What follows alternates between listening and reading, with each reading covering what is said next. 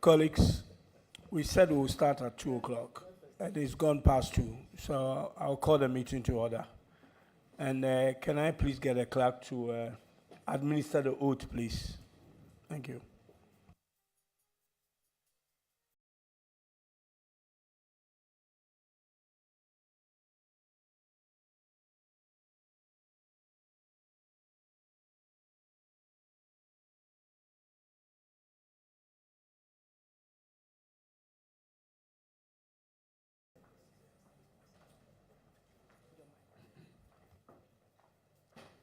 I hereby administer the oath. I, Thomas Nyakon Ampem, Do in the name of the Almighty God do in the name of the Almighty God swear swear that the evidence I shall give before this committee that the evidence I shall give before this committee touching the matter in issue shall be the truth, be the truth, the whole truth, the whole truth, and nothing but the truth. and nothing but the truth. So help me God. So help me God.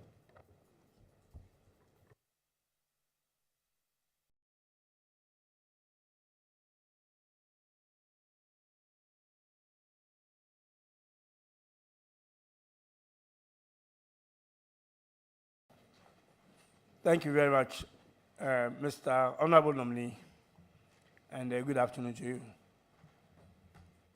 Good afternoon, Chairman. You are here this afternoon per Article 78(1) of His Excellency the President nominating you to be the Deputy Minister responsible for finance. Can you please tell us a few words about yourself, a couple of things about yourself, please? Thank you. Thank you, Mr. Chairman. I already mentioned my name. I come from Enum and Boso in the Asojaman district, and I attended all my pre-tertiary education in Enum, my hometown. I attended the Enum Presby Primary School, Enum Presby JSS, Enum Presby Senior Secondary School.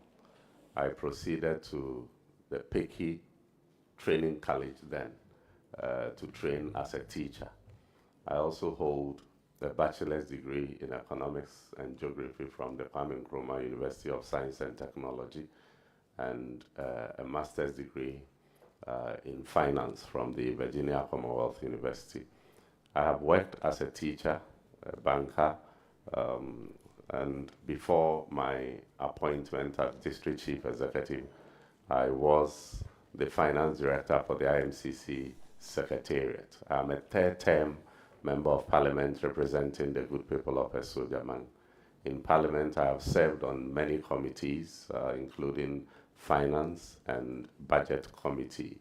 I am married to my dear, beautiful wife sitting behind me, and we are blessed with 3 children, two girls and a boy.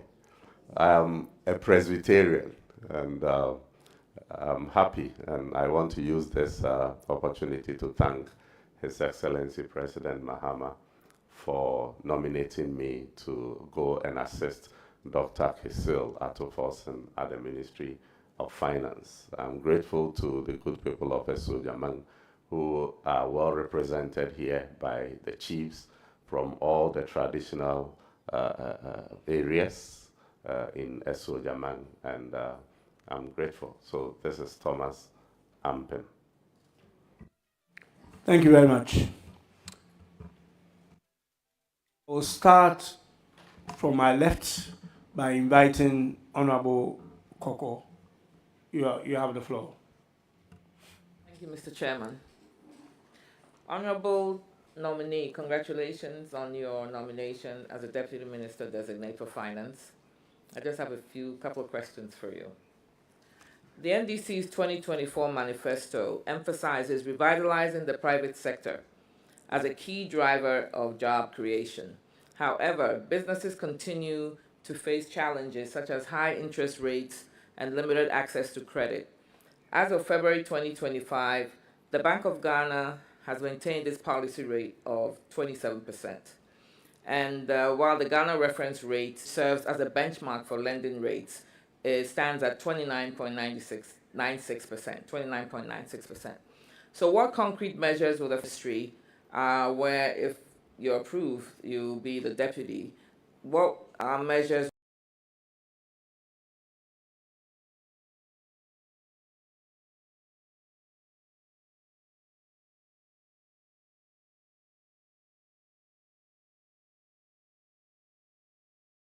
will be implemented to foster a more business-friendly environment?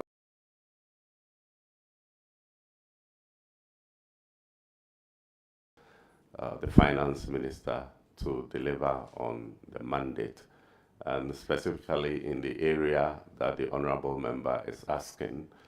Yes, our manifesto said exactly what she quoted, but I think that we do not have a one-fit-for-all policy or intervention for every aspect of the private sector, and so we will have to have specific interventions for instance, agric.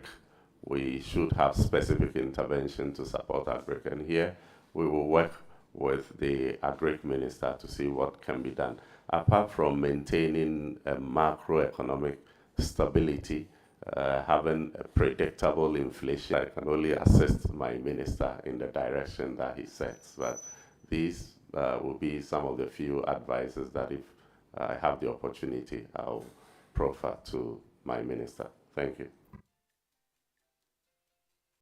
A follow-up or next question? Okay.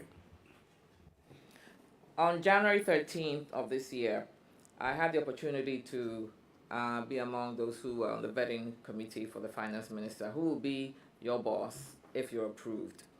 At that, I asked him regarding how the NDC government intended to bridge the revenue gap after scrapping certain taxes, like the betting tax e-levy that the NDC had promised Ghanaians.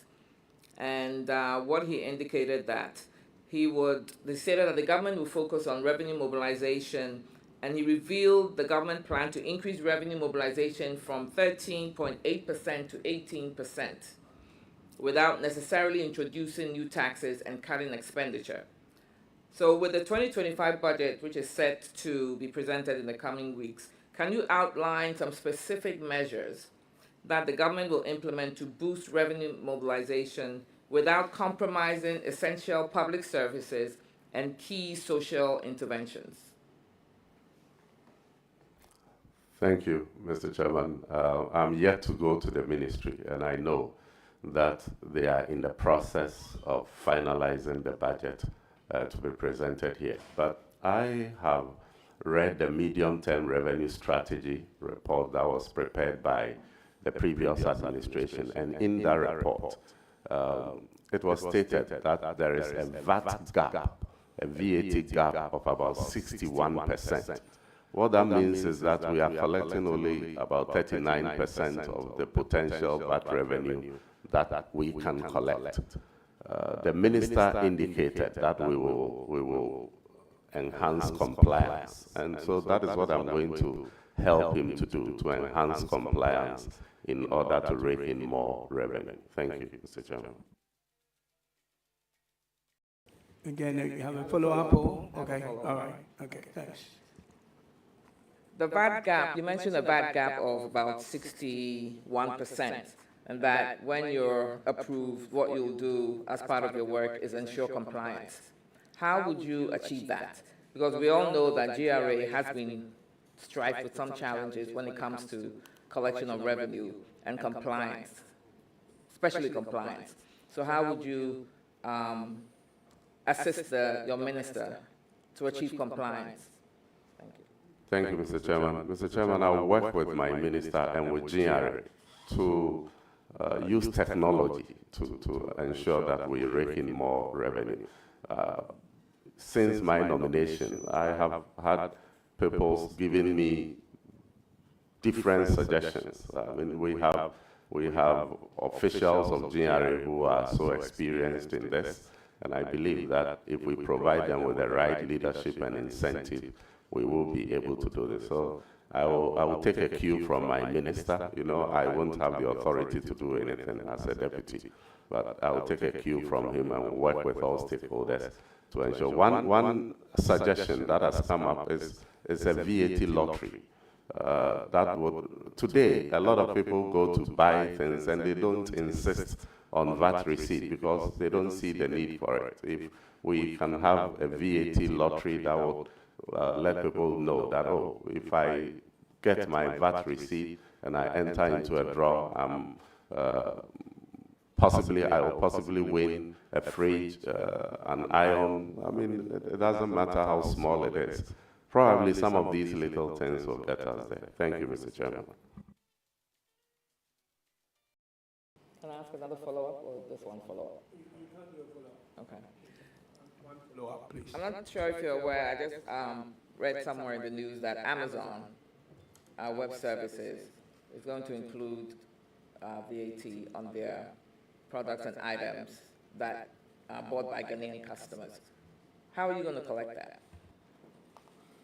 Well, at this time, I'm unable to tell specifically how we are going to collect that, but I'll work with the tax experts to see whatever is possible for us to rake in that revenue. Thank you very much. I thought you were going to congratulate the nominee, but that's okay. Thank you. Thank you. Oh, you do? Okay. All right, go ahead. She's my friend. Thank you, Mr. Chairman.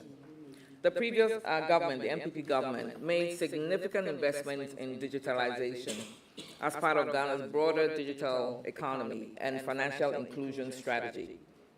So how does, I know in your recent response that you gave a couple of seconds ago, you mentioned that you would use electronic means to collect revenue. How does the Finance Ministry plan to leverage digital financial systems to enhance revenue collection and improve efficiency in public finance management? Thank you, Mr. Chairman.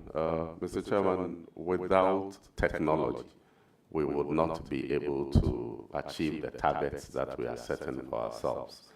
And we will build on whatever has been done previously. I know His Excellency President Mahama in his first term did a lot in that regard, building fiber optics and many, many things. And if the previous administration has continued with it, governance is a continuum, and we would deploy all those infrastructure that has been provided for us to be able to improve. Thank you. Thank you, Mr. Chairman, and congratulations again. I'm glad that you actually mentioned and affirmed that governance is a continuum. I know Mr. Chairman wouldn't allow me, otherwise I would veer into other areas right now, which actually goes against your statement that governance is a continuum. But all the same, unless Mr. Chairman is going to indulge me? I'm happy you said Mr. Chairman will not allow me. Okay, thank you. Congratulations. Thank you, ma'am. Thank you very much. I think you've asked beautiful questions. I will come to my right hand and indulge Honorable Achampon. Please, you have the floor. Mr. Chairman, thank you very much for the opportunity. Honorable MP, congratulations. Thank you, Senior. You've been at the Finance Committee for some time, so I know your worth and I know what we can do to support your minister to deliver on his mandate. Mr. Nominee, my first question has to do with the GIFMIS platform. You know, a lot of the agencies try to make payment outside the GIFMIS system. They complain about technology, internet connectivity, and the rest. So if you want to get financial discipline in place, would you keep your eye on the operations of the GIFMIS system in respect of payment, so that at least we can make a lot of savings? Thank you very much, Mr. Chairman. Mr. Chairman, the honorable member has said it right. We have a lot of challenges today because a lot of procurements are done without budget lines. And if we were actually implementing the gift mix system properly, that shouldn't happen. And so we have to look at all MDAs that have not migrated onto the system and ensure that they are all on the system and implement it well so that we can control expenditure. Thank you, Mr. Chairman. Mr. Chairman, thank you again.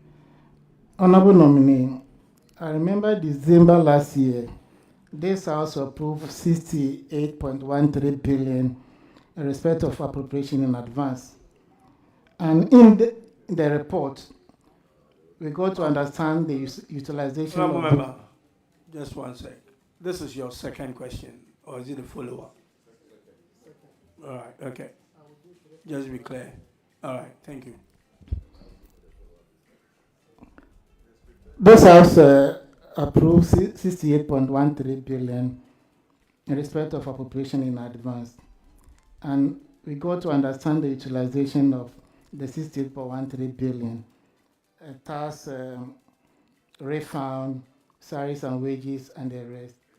But just last 2 days or so, people are just writing a whole lot of stuff claiming that your boss has made some payments to some contractors, which in the report, there wasn't any line in respect of that payment. Can you share with this committee if indeed the finance minister has made some payment to a politically exposed person?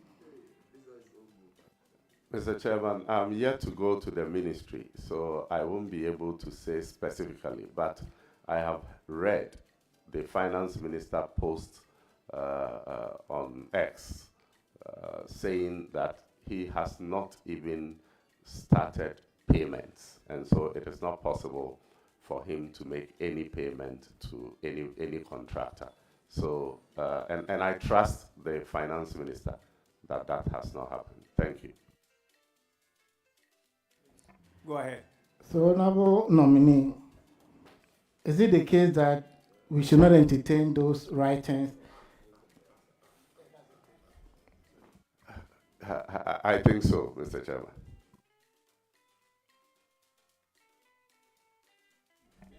Mr. Chairman, thank you very much.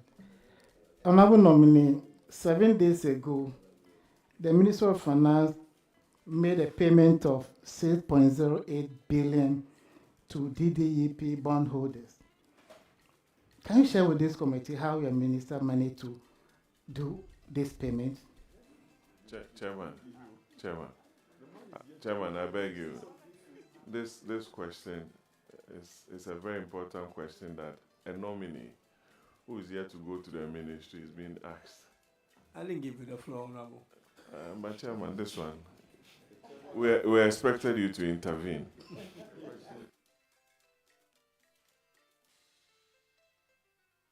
Please, go ahead. Have you finished the question? Did we get the question? Yes, Mr. Chairman. Okay.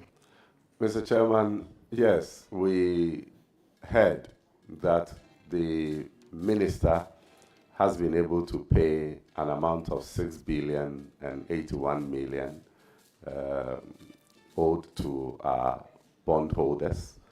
And the other good news was that provision had been made for an additional 9 billion plus to pay the debt that will fall due in July. Following this, there have been some back and forth trying to politicize this, but I think that we should rather concentrate on the good news that this sends to the market, the signal that it sends to the market, rather than trying to say that, oh, I mean, we also did this, we didn't do that. I sit at a very disadvantaged position, so, Mr. Chairman, this is all I can say about it. Thank you. Mr. Chairman, my last question. Please go ahead. Honorable nominee, even my sister did raise the issue about how to deal with the funding gap because we are going to do away with the A-levy, the betting tax. So in terms of revenue mobilization, how are you going to go about it?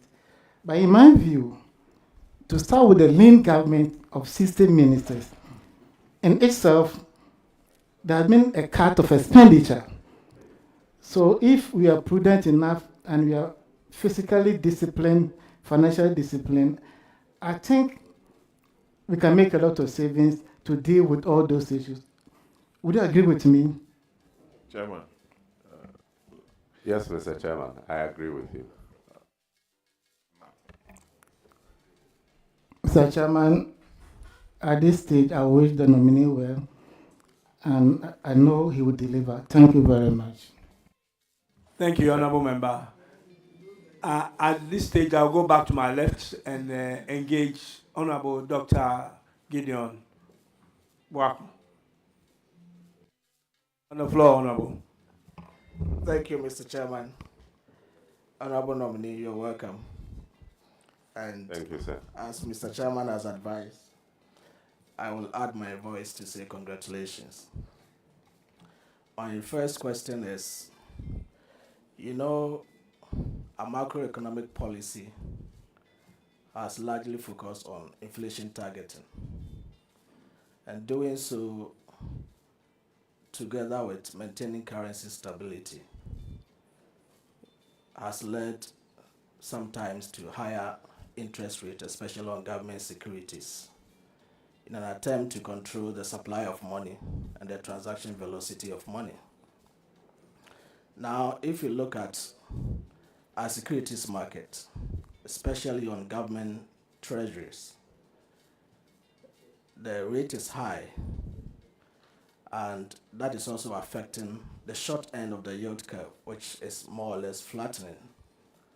And that poses huge threat to the development of the longer tenor bond market. Meanwhile, the finance minister that you're going to support has indicated government's intention to shift from issuing short-term securities and go into issuing long-term securities. Here is the case that from January till now, the securities that government has issued on the treasury bill market is having bid to cover ratio of about 1, which is indicating oversubscription. And that also suggests that because the rates are high, it is incentivizing people to patronize such government securities at the expense of crowding out the private sector.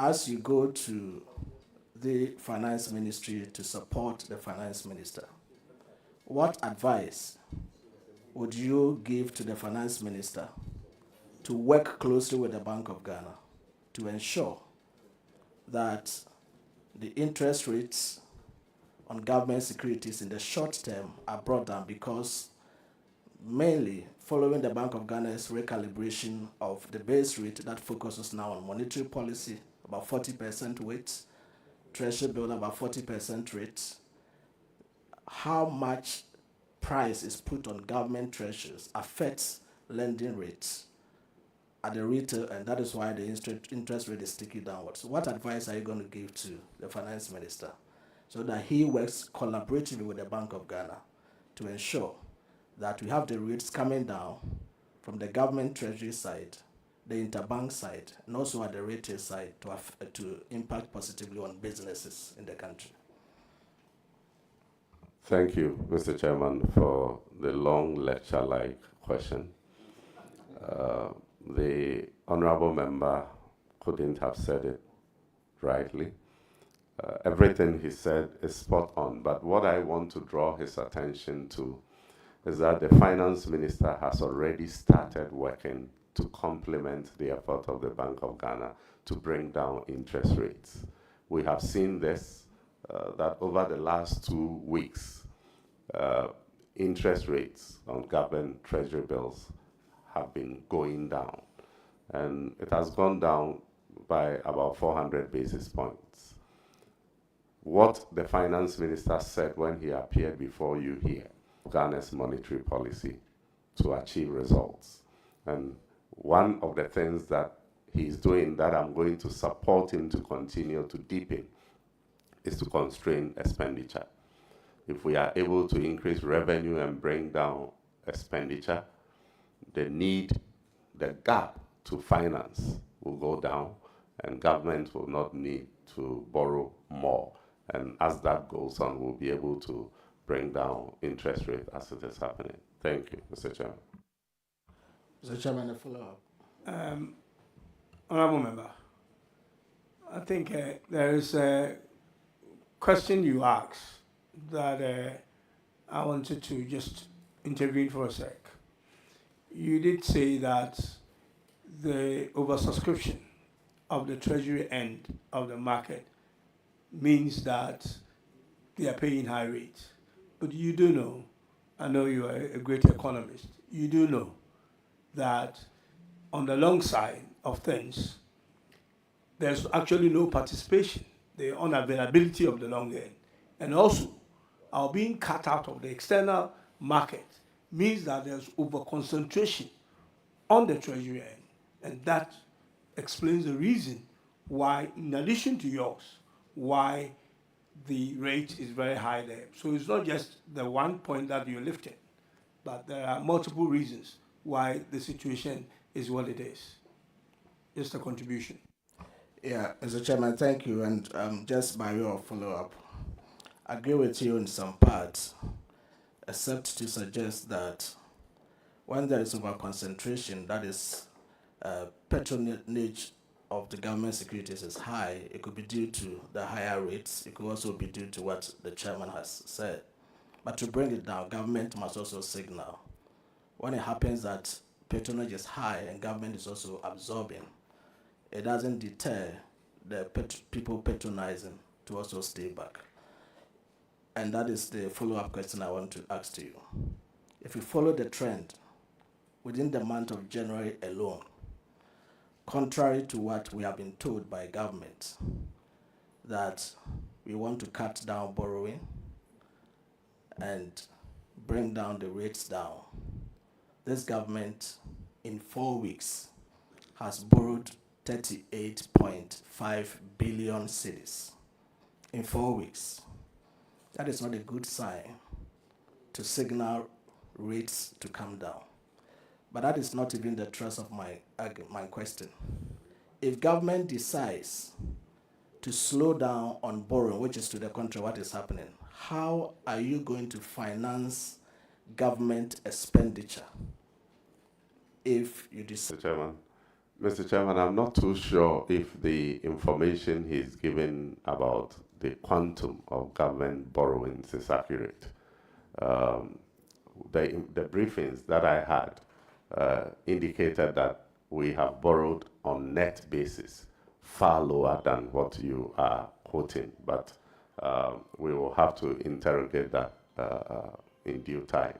But Mr. Chairman, the question is asking how we are going to fund government programs. In fact, the minister stated these over here, and that is exactly what I will repeat, that we are going to aggressively pursue revenue generations, and we will cut expenditure. As for expenditure, we need to constrain it. Without that, there is no way we will be able to achieve our targets. And the way that the president has started, Honorable Achampo started by giving us some hints, by cutting down the number of ministers by about 24, is signaling that the government recognizes the challenges that we are in. And so everybody will then be whipped in line to follow suit. Thank you. Thank you, Mr. Chairman. I've exhausted the first question, so I don't want to go back. Otherwise, I was going to provide the details of the week-on-week borrowings to match up to the number I gave. But your decision. Thank you very much. Honourable Member, you do know that the nominal figure that you have quoted might be different from the, not might be, it is different from the next, because we are talking about treasury share, where you roll over to pay for maturities and move on. So if you quote 38 as a nominal figure, might not exactly be right, unless you have the numbers to provide us. Yes, the nominal figure and what the net figure was, because you take treasuries to pay off the ones and take more. That's how basically it works. Thank you, Mr. Chairman. I have the figures, but I mean, I will take leave of this and then we escalate it so that my brother can have a peace of mind. Yeah. Exactly. So, Mr. Chairman, that's okay. Honorable, that is not because of rollover. Don't let us argue that. Honorable nominee, you have been on the Finance Committee and you followed the budget. The Ministry of Education budget has moved from 7.5 billion cedis in 2016 to about 22.25 billion cedis in 2024. Out of this, the free SHS budget is 2.8 billion, which is about 11%. Despite this, you continue to hear from government circles, communicators, that the free SHS program is to blame for the huge budgets in the Ministry of Finance, Ministry of Education. But the figures that I've put out here indicate that the free SHS is just about 11% of the total budget, 2.8 as against 25 billion. We've seen the President set up a committee to dialogue on education. Inherent in it could be the suspicion that government wants to review the free SHS program. With this information at hand, are you in a position to advise the Finance Minister to stay put on the financing of free SHS and suggest other means to ensure there is proper and efficient allocation of the budget at the Ministry of Education? Thank you, Mr. Chairman. Mr. Chairman, I'm not aware of any subtle intention to cancel free SHS. And as you said, I would support my minister to provide adequate funding to support education.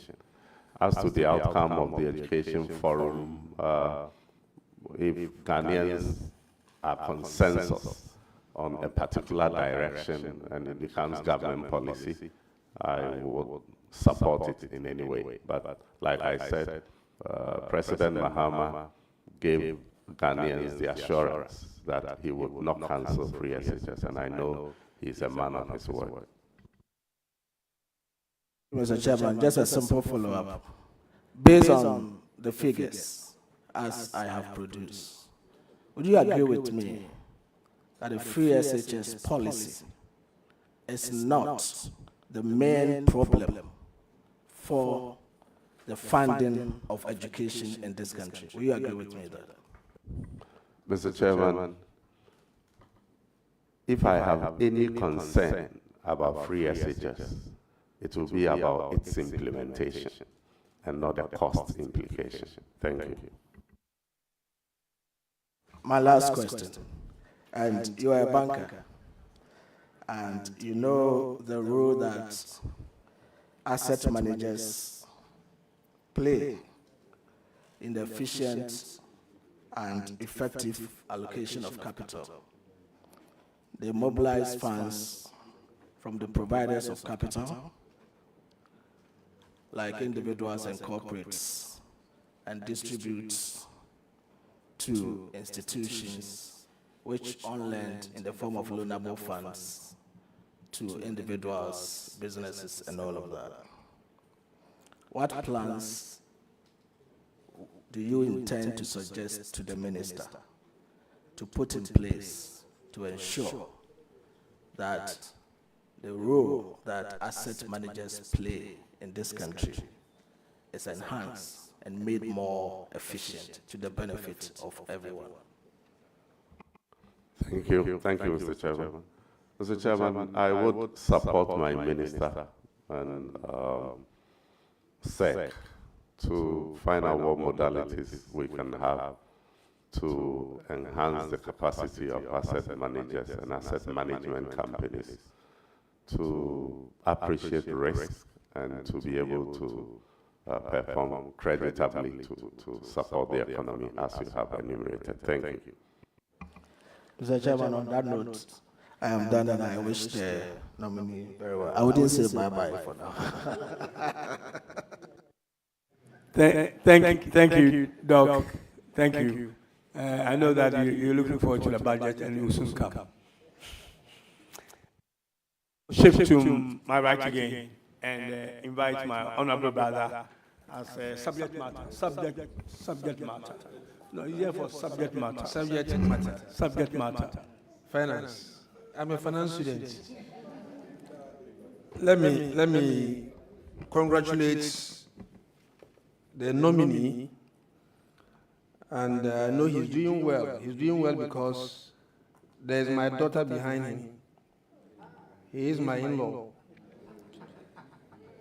Mr. Nominee, your minister, the Minister of Finance, and your good self said severally that you are going to aggressively pursue revenue mobilization. Will you consider expanding the tax brackets to include so many people, so many organizations that do not pay taxes? Will you consider that? Will you want to suggest this to your minister?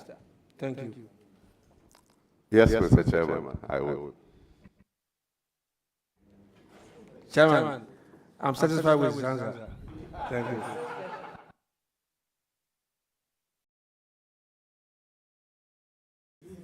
So, are you done? Oh, no. If you want me to ask another one, good. Yeah, so my second question is that the nominee, I want you to tell us how you're going to help your minister to prudently manage the debts that you have inherited. Mr. Chairman, the issues about debt is a very huge challenge for us as a country. And the minister has given a lot of indications that that is going to be one of the areas he's going to focus on. We are in a fund program, and the fund program restricts us from adding onto more debt. We have a program, a scheduled payment that we need to go through. So I'll support my minister to go through the fund program to the end. But most importantly, what we do when we exit the fund program in order not to come back to this challenge is what we all as Ghanaians need to start brainstorming about. And I'll support my minister very seriously in this regard. Chairman, thank you. I'm done.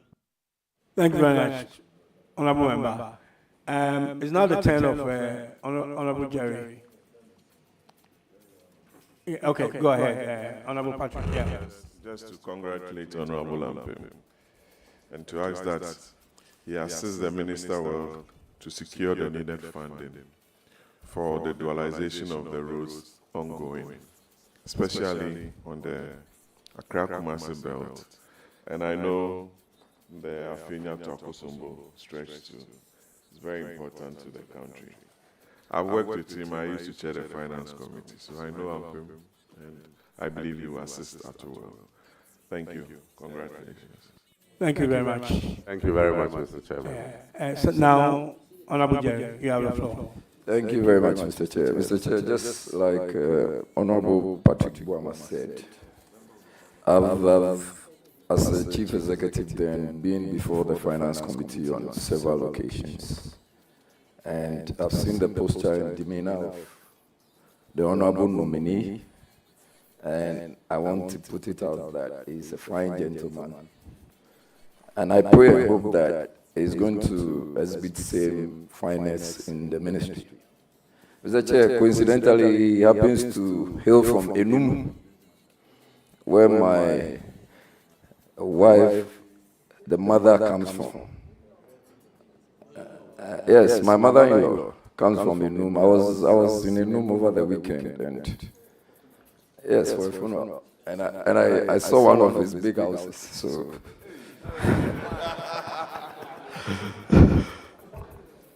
I'm just excited to be vetting my in-law, so that if he doesn't bring money for me to take care of his sister, there will be a problem in the house. That's all.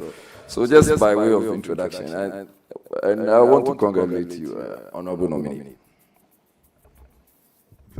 Thank you very much, Mr. Chairman. Mr. Chairman, I am happy with this disclosure. And culturally, he owes me. If he has come for my sister, he has to come and pay a Akontasekai. So he owes me. But I must say that any big mansion he saw there is not mine. Yes, that's just by the way, so that's correct on the record. Mr. Chair, so my first question is to find out if the Honorable Nominee is aware of the withdrawals or cancellations of aid by the United States government, and whatever plans he intends to support his Honorable Minister with reference to those aids, now that we are having aids cancelled and withdrawn by the United States. What's your take on that? Thank you, Mr. Chairman. Mr. Chairman, yes, I've come to be aware of the USAID funding that has been curtailed. And I am told we were hoping to get some $156 million or so to finance some programs in the area of health, education, and others. Subsequently, His Excellency President Mahama has instructed the Finance Minister to look for funding to bridge the gap. This happened at a time that fortunately we are in the process of preparing the 2025 budget, so I'm sure the Minister will be able to make provision to bridge the gap. But Mr. Chairman, this should bring us to the larger conversation about aid. We know that aid to our country has been dwindling over the years. Danida is no longer supporting programs in Ghana as they used to. United Kingdom, for instance, has reduced their aid budget from, I think, 0.75% of GNP to 0.5%. This should tell us that it will get to a time that aid to our country will dwindle probably to zero. The only difference between Danida and other donor funding and that of the USAID is that the announcement about USAID withdrawal came suddenly, but we have seen the trend that aid is dwindling. And so it is important that we begin to plan our lives without aid and see what we can do for ourselves. Thank you, Mr. Chairman. Yes, Mr. Chair, my second question, there's no follow-up.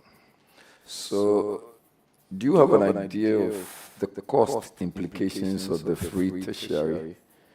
And we're here when the Minister of Education, Honorable Aruna Idris, indicated that parents could proceed with payments and that the awards or the parents will be reimbursed. Is that promise still valid? And the way you are smiling, it looks like you have the money already. Any promise to that effect?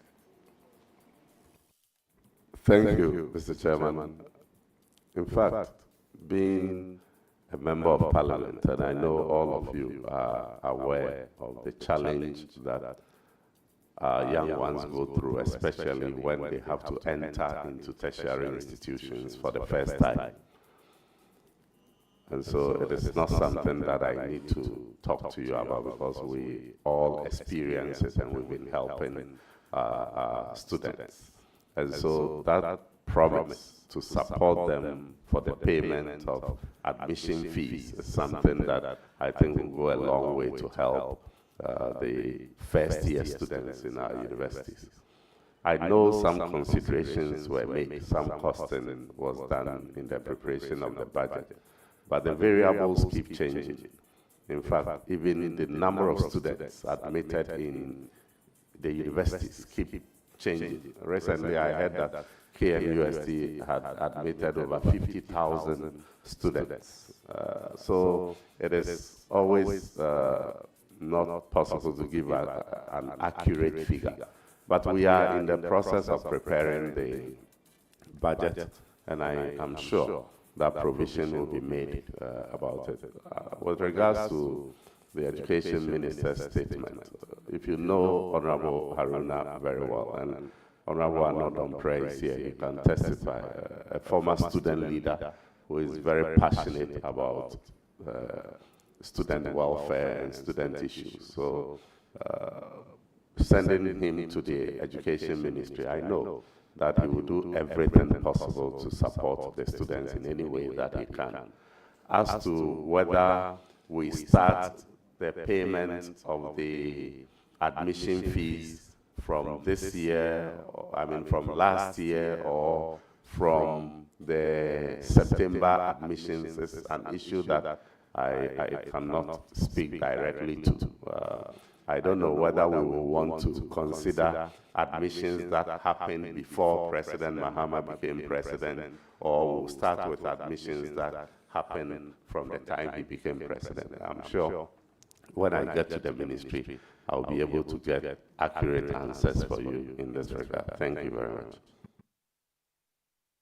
This is just a follow-up. So can I tell my first-year tertiary students in Wejagbawe that Honorable Ampim is on record to say that before August they would have received some payments or reimbursements from the government? Mr. Chairman, I didn't talk about reimbursements. What I am confident about is what this year's budget can accommodate. And that is why I said that I am not too sure whether that policy will take retrospective effect or it will happen with the first-year students who will come this year. My final question, Mr. Chair. So I think I heard you earlier talk about an education forum, and we currently have, there is an organization, or there is another forum that has been organized or is in the offing, which is an economic dialogue. Is it a way of diverting attention and not dealing with the issues, economic issues directly? Or you guys, or the National Democratic Congress, headed by the president, has a master plan? Mr. Chairman, I think that in our manifesto, President Mahama promised that he would have a national economic dialogue for all of us to brainstorm. And this is intended to build consensus on the way forward. In fact, President Mahama is focused on delivering, but it is always important to carry people along. And so all these fora are to build consensus so that we are all on the same page in the direction that President Mahama intends to send us. And I want to hope and pray that when the time comes, unlike Sinchi consensus, our brothers and sisters on the other side will participate in this one, so we all put our hands together to build a better Ghana, to reset Ghana. Thank you, Mr. Chairman. Chairman, that should be all. Just to wish him well. And I'm excited seeing Honorable Yusuf Jaja by him. That's another very supportive person on the Finance Committee. And I'm hoping to see him at his vetting as well.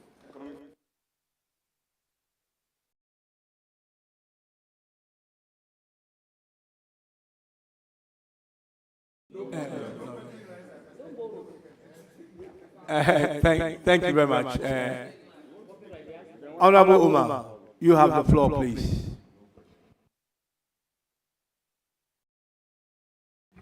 Thank you, Chairman.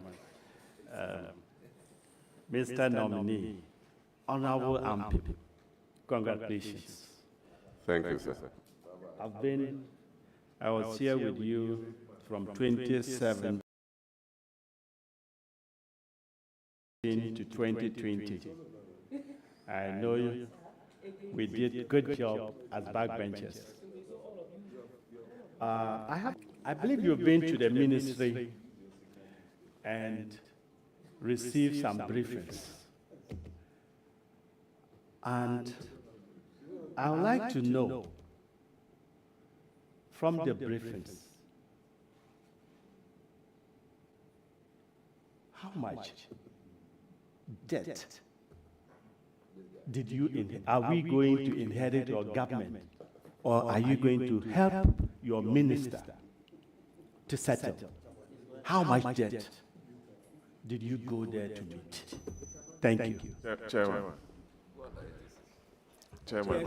Yes. The rules are clear that questions should not be asked for which answers are readily available in official records of publications. So we all know the public debt. But you are a member of the transition team, Honorable John Jinapo. You know it. During the State of the Nation address, the President also, former President Kufuor, mentioned it. It was in it. He's not there. He's not there.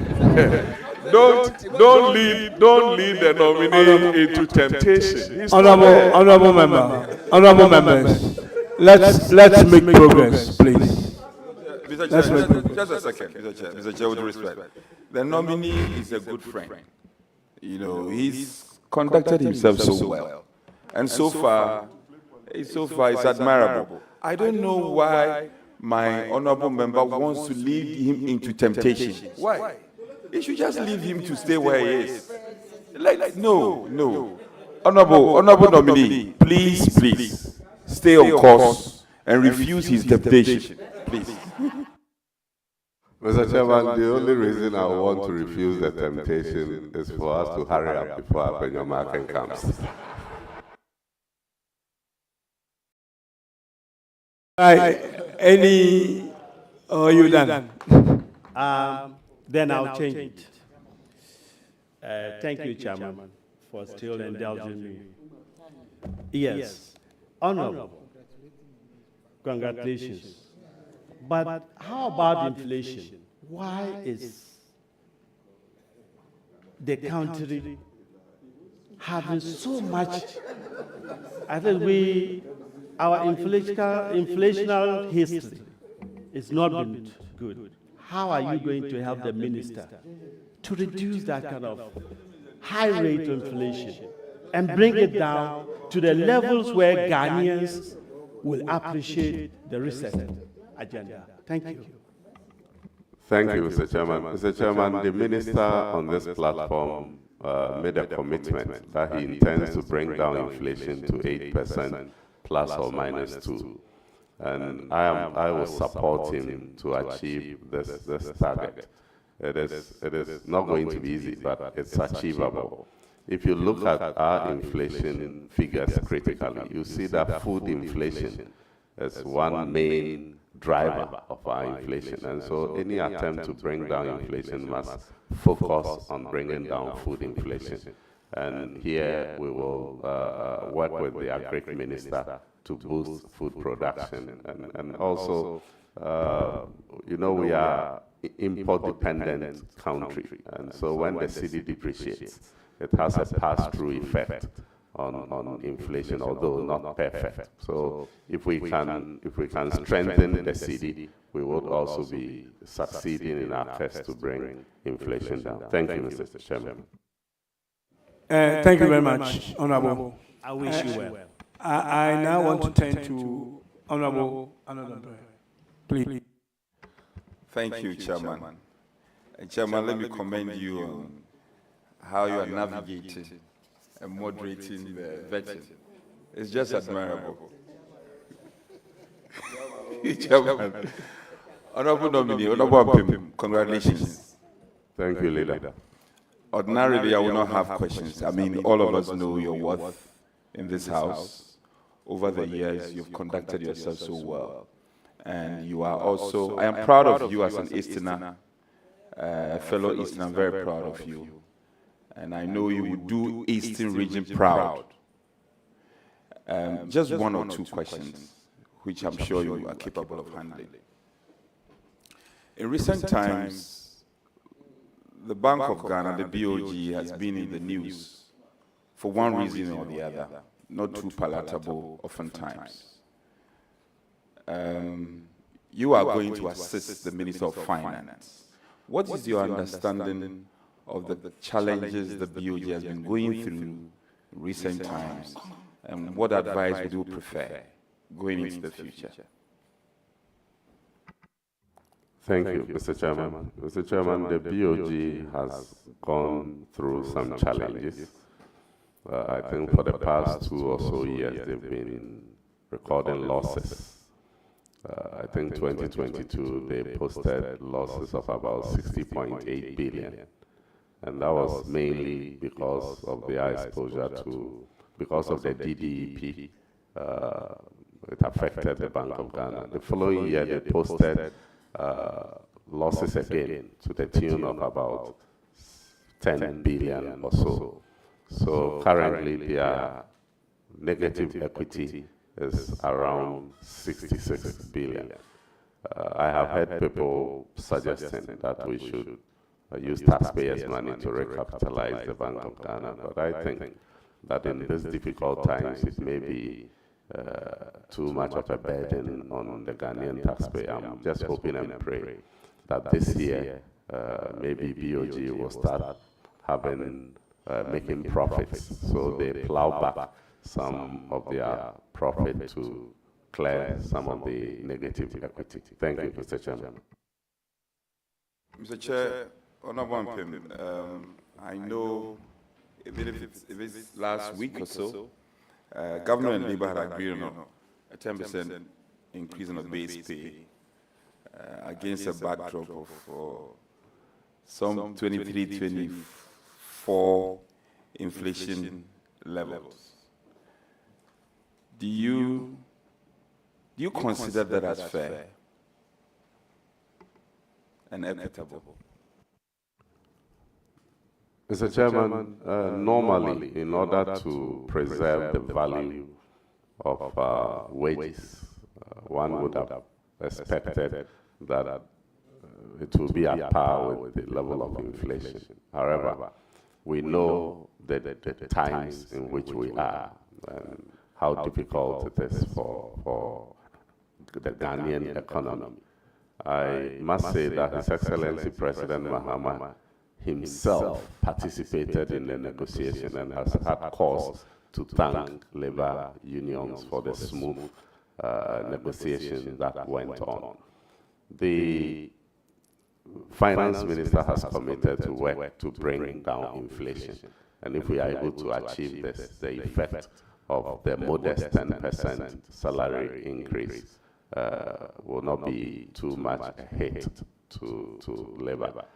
And Mr. Chairman, if you look at it critically, the 10% increase on base pay is leading to more than 11 billion increase in the compensation bill.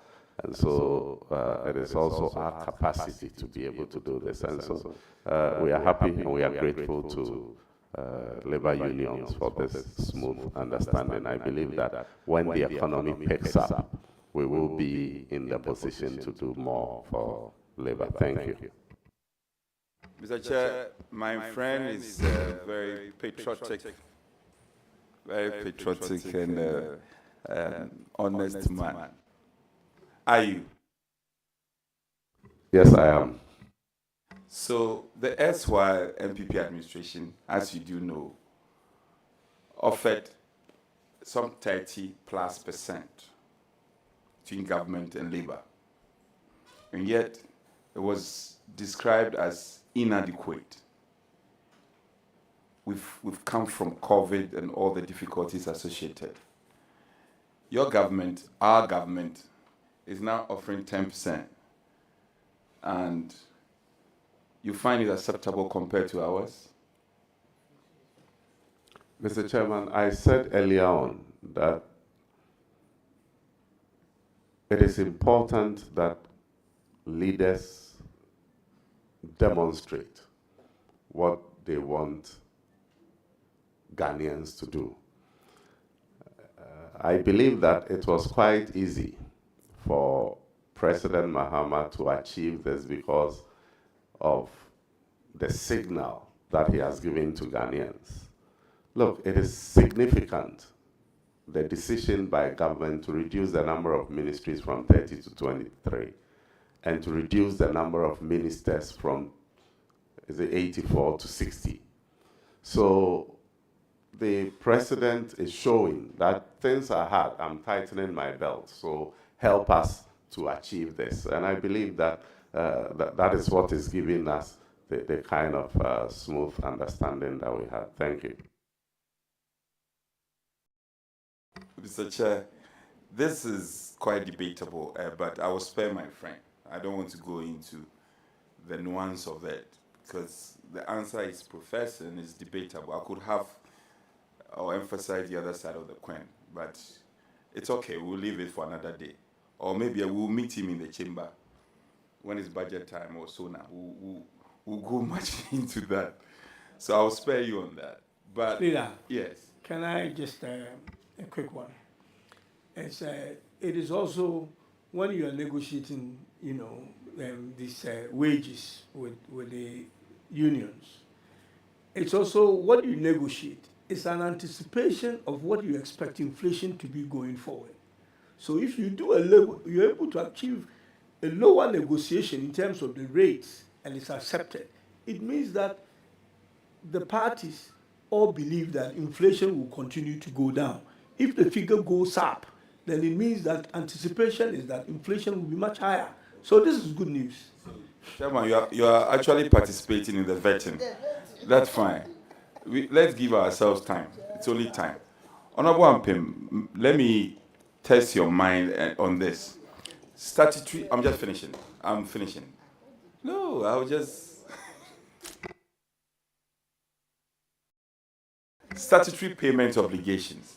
And let me limit you to DACF, NHIA, and Get Fund. Your side had been quite critical over the years about payment of especially DACF obligations. Timeously, yes. Thank you, Leader. Are you coming up with something different in terms of prompt payment and the releases? Are you bringing any insights to board which will help the minister to ensure timeous payment of these critical statutory payments, especially the DACF, which is very, very critical to our local government and our people down there? What are you going to do differently? Mr. Chairman, I'm grateful. I'm a former district chief executive, and I am a firm believer in fiscal decentralization. And so in my debates on the floor, I have stated a number of times that we don't deepen decentralization when we transfer functions and fail to follow the functions with funds. And so when I go to the ministry with your help, I would work closely with my minister to make sure that statutory payments, particularly DACF, is done on time to allow the local authorities to function efficiently. Thank you. Yeah. Okay, you spoke to your other position where you were district chief executive, and it's captured on page 2 of your CV. Page 2 of your CV.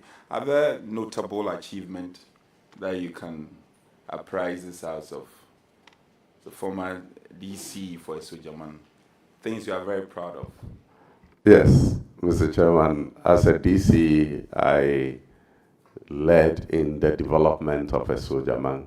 I provided a number of clinics, school buildings. I did a lot, supported education, and that is why the good people of Esojaman continue to support me in my current capacity. Thank you. Mr. Chair, still on his CV, page 2. Let's stay at the same page. Your role as Interministerial Coordinating Committee on Decentralization Secretariat, Office of the President. Any key lessons that you are carrying into the ministry? Yes, Mr. Speaker.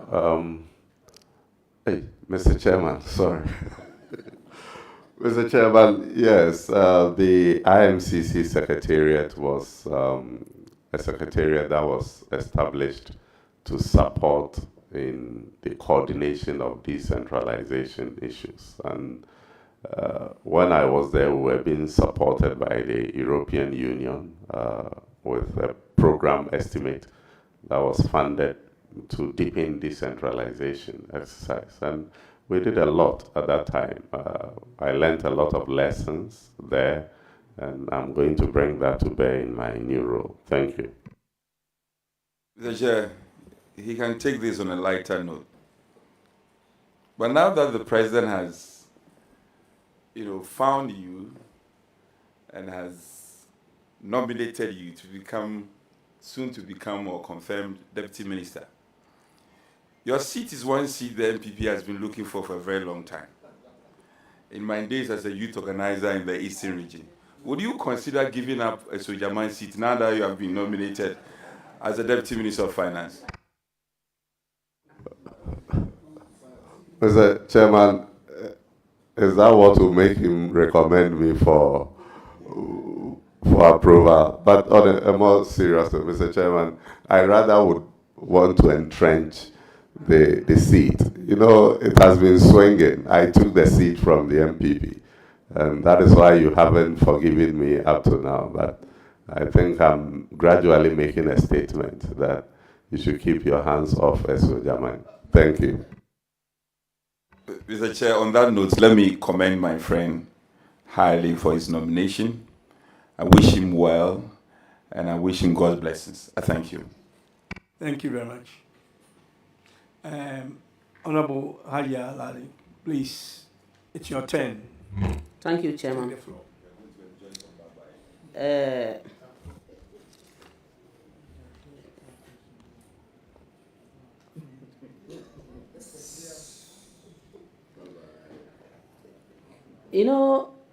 I would have gone that way, but already I've given them more than enough job to be doing there because there's no news. So I will not go there. Let me congratulate you as an in-law. Maybe I've not been worrying you so much, so you don't know. But I appreciate you so much, especially being on the finance committee with you all these years. You have exhibited everything about finance on the committee and out there. And I believe that this appointment is in the right direction. I pray you succeed at the ministry. But I want to ask you one thing. Most probably, because you are not yet there, you might be assigned to be the deputy minister in charge of revenue. There is one loophole that I have observed. And I think and believe that if we put an eye there, it will go a long way to help us. If you are confirmed, it's the market tool. You see, in those days, we used to have what we call ticketing, giving of tickets and taking. You go, you give the ticket, you take the money, and you have to. Would you consider ensuring that we take up this form of making money or collecting revenue very seriously? Because we have promised to take away the e-levy, and inshallah we will do it. We need to get money. The issue of Donald Trump and making sure that the USAID doesn't function again is a big problem. We need money. Will you consider going out there, working, advocating, and ensuring? Don't become an armchair deputy minister, so that these revenues can be collected properly to support us, and for that matter, the market women, and also to make sure that, you see, the women's bank, that bank, the bank that we said we would make sure would come up to help, it comes to fruition. Because I will not want to be asked. If I'm asked, I will come and ask you. Will you recommend and work hard if you are, because you cannot take the decision by yourself. You are a deputy minister, you are not the minister. Will you consider working hard to make sure that these market tolls are collected properly? When you are done, then I will come back with the last. Thank you, Mr. Chairman. Mr. Chairman, market tolls are one of the sources of revenues to our local authorities, and so we will encourage them. I know that our assemblies are not able to generate enough revenue, and so we'll see what support we can give them to encourage them to do so. Thank you. Mr. Chairman, I know what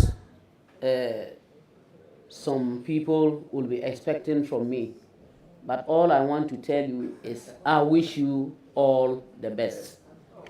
Thank you, Hajia. Thank you very much, Honorable. I'll still stay on the right and give Honorable Shaibu a chance, and then I will come to leadership, and we will bring proceedings to a close. Thank you.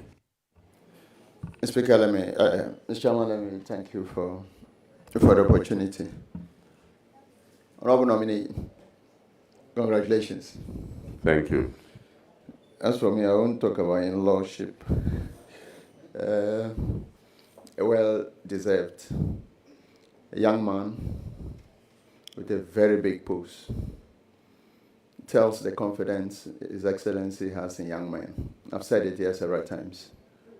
And so, please don't disappoint, so that young people will not have the opportunity tomorrow too late.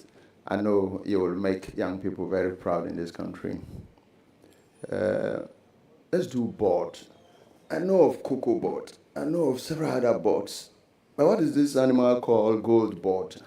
Can you walk us through what it's about and why you think that it's something to set up? What are the advantages that we seek to draw from that? Thank you. Thank you very much, Mr. Chairman. Mr. Chairman, the gold board is... Chairman, just by way of bringing clarity to my learned colleague's question, you are not yet at the ministry. And if you've not been briefed, you've not been briefed. If you learn about it later, you learn about it. Just to be sure. Okay, thank you, Leader. I was going to give the little information that I have about it, but I'll respect his views, and then because I was hoping I'll finish before he comes. And now that he's here and he's giving me a cue, I better take it. Thank you, Mr. Chairman. Please go ahead. Is that a follow-up?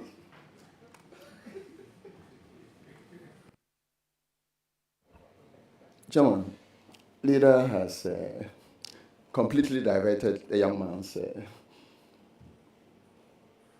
attention from the very good question that I asked. But let me just go a little bit. So let's run away from the gold board. And I know as for Scholarship Secretariat and its problems, you cannot run away from it. I'm sure some of your constituents will be on the scholarships outside.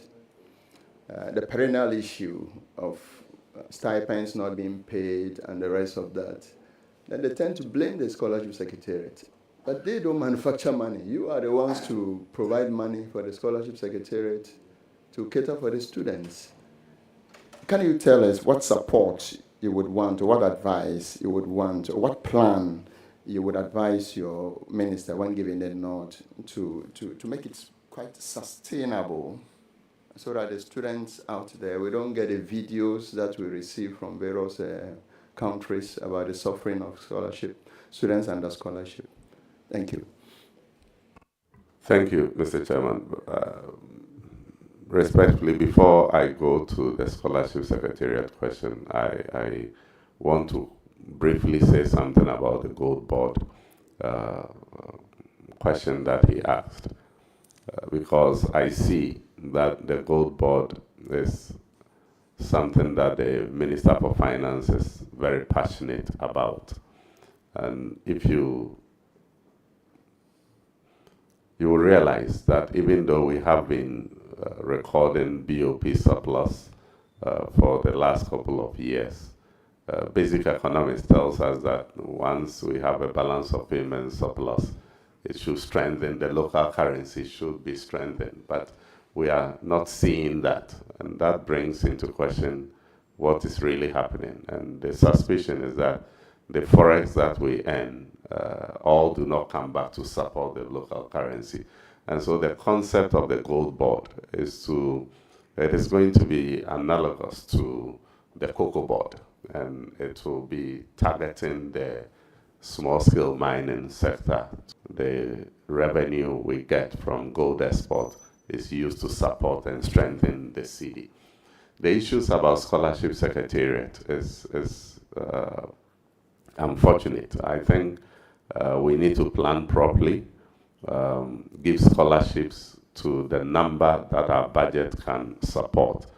And also the Ministry of Finance will have to support in the prompt releases of funds to support, so that students don't get stranded in areas that are in other countries, as we have been seeing previously. So I'll support my minister in the direction that he determines for us to be able to do these. Thank you. On this note, let me wish you the very best in your new role. Thank you very much. Thank you very much. It's now the turn of the leader, Honorable Patricia, and then the leader. Thank you very much, Honorable Chair, Honorable Ampim. The nominee is one of a number of sons I have in this parliament.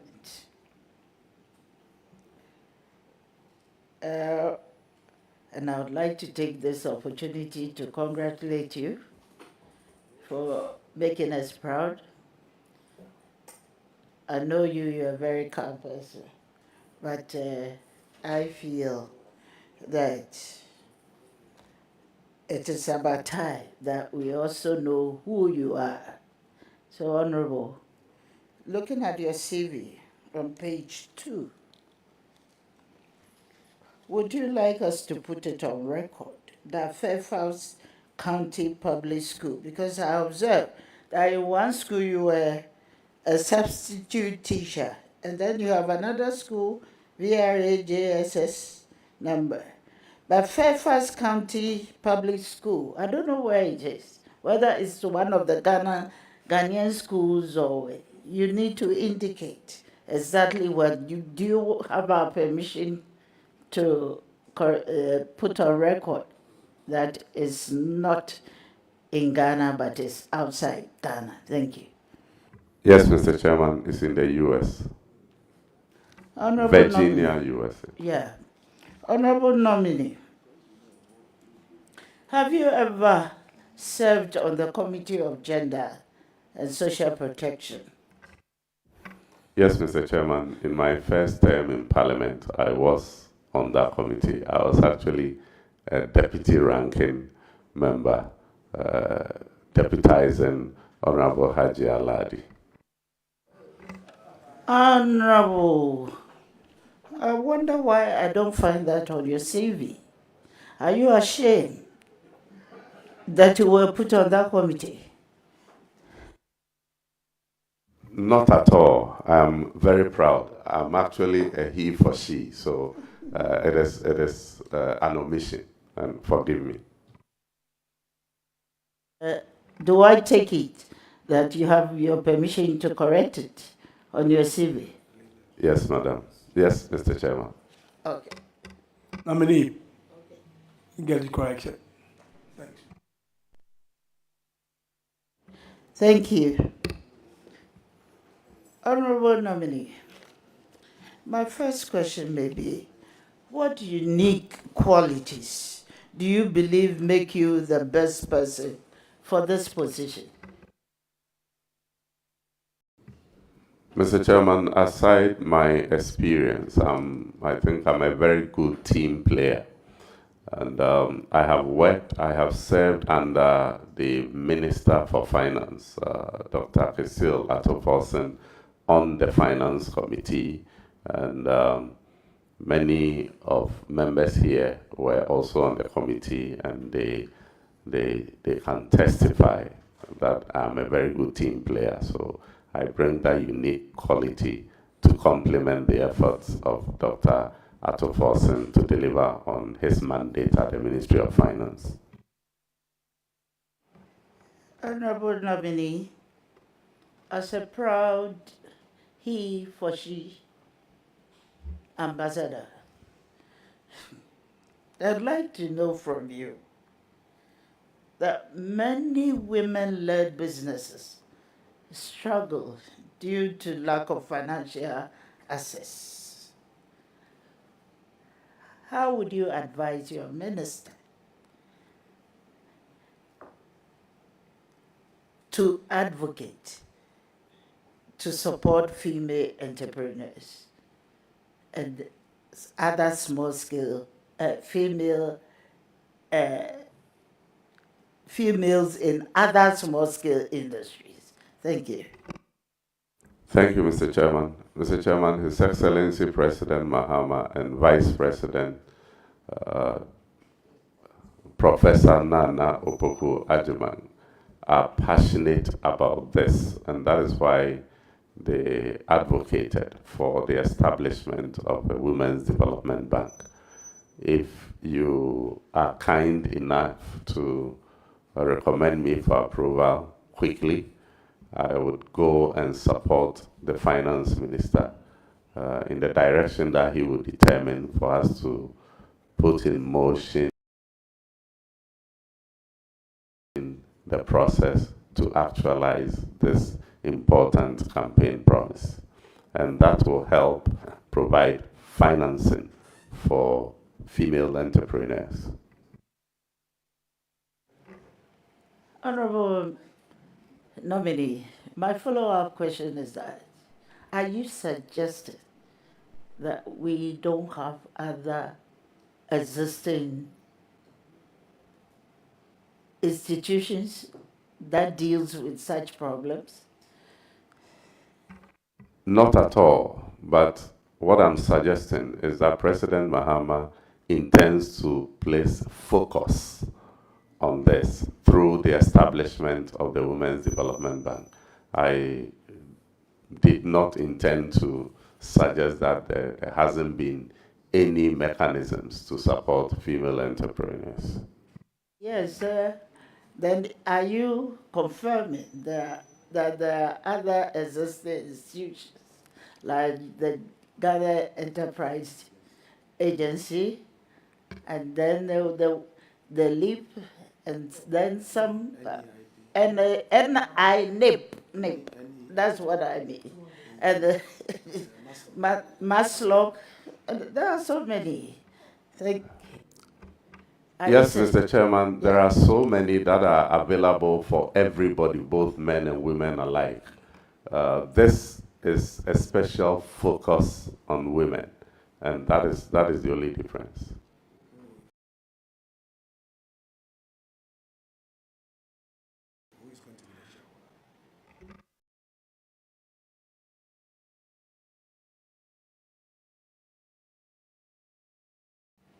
Honorable, who is going to be the shareholder for this particular intervention? Mr. Chairman, these are fine details that I do not know. I would work with the minister to fine-tune these things, and they will definitely come before this August House. And so, taking a cue from the admonition by the, I get to the ministry. Thank you. Well, have you read your manifesto? I have, but it's a source that I pray that the minority leader does not request that I go and bring it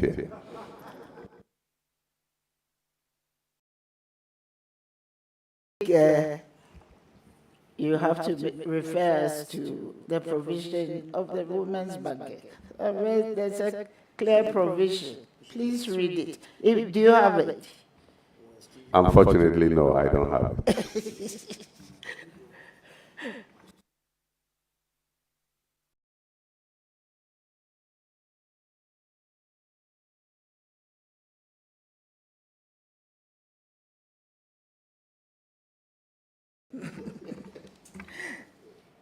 Yes, Honorable Deputy Minister,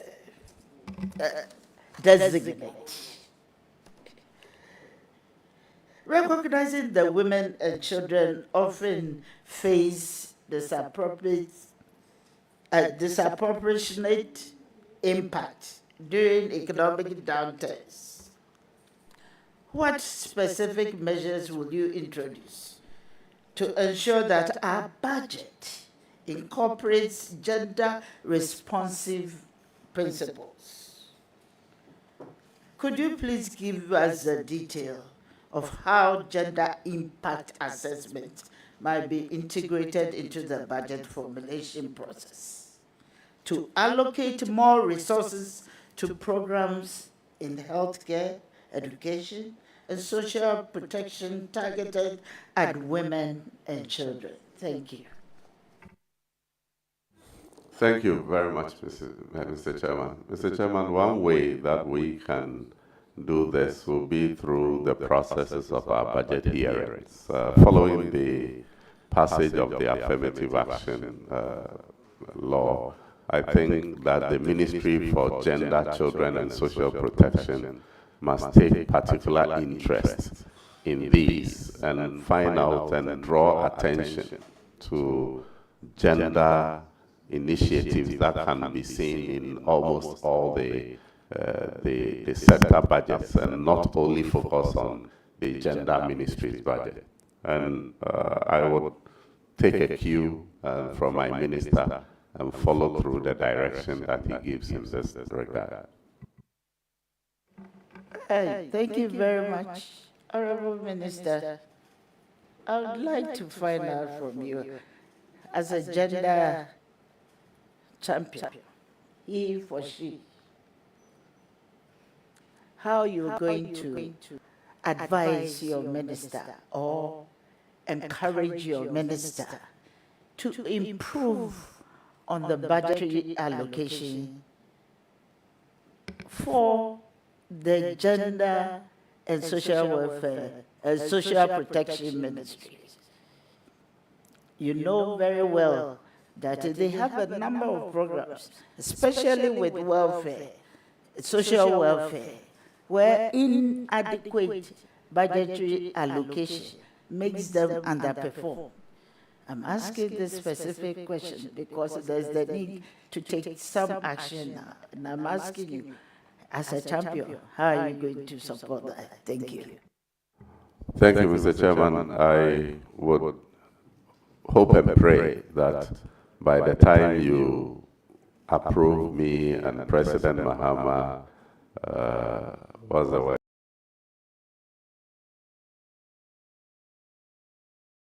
Swears me in, it won't be too late for me to make any impact on the budget that will be presented in March. And so if you go through the process with dispatch, I would go to the ministry and suggest to the minister that we pay particular attention to the gender ministry's budget and make sure that enough provision is made to support all the programs that you have listed. Thank you very much for your answers to our questions, and we're going to hold you to all the answers that you've given as gender champion. Thank you very much. Thank you very much, Mama Pat. And congratulations. Thank you very much. It's now the turn of the minority leader. May I invite you?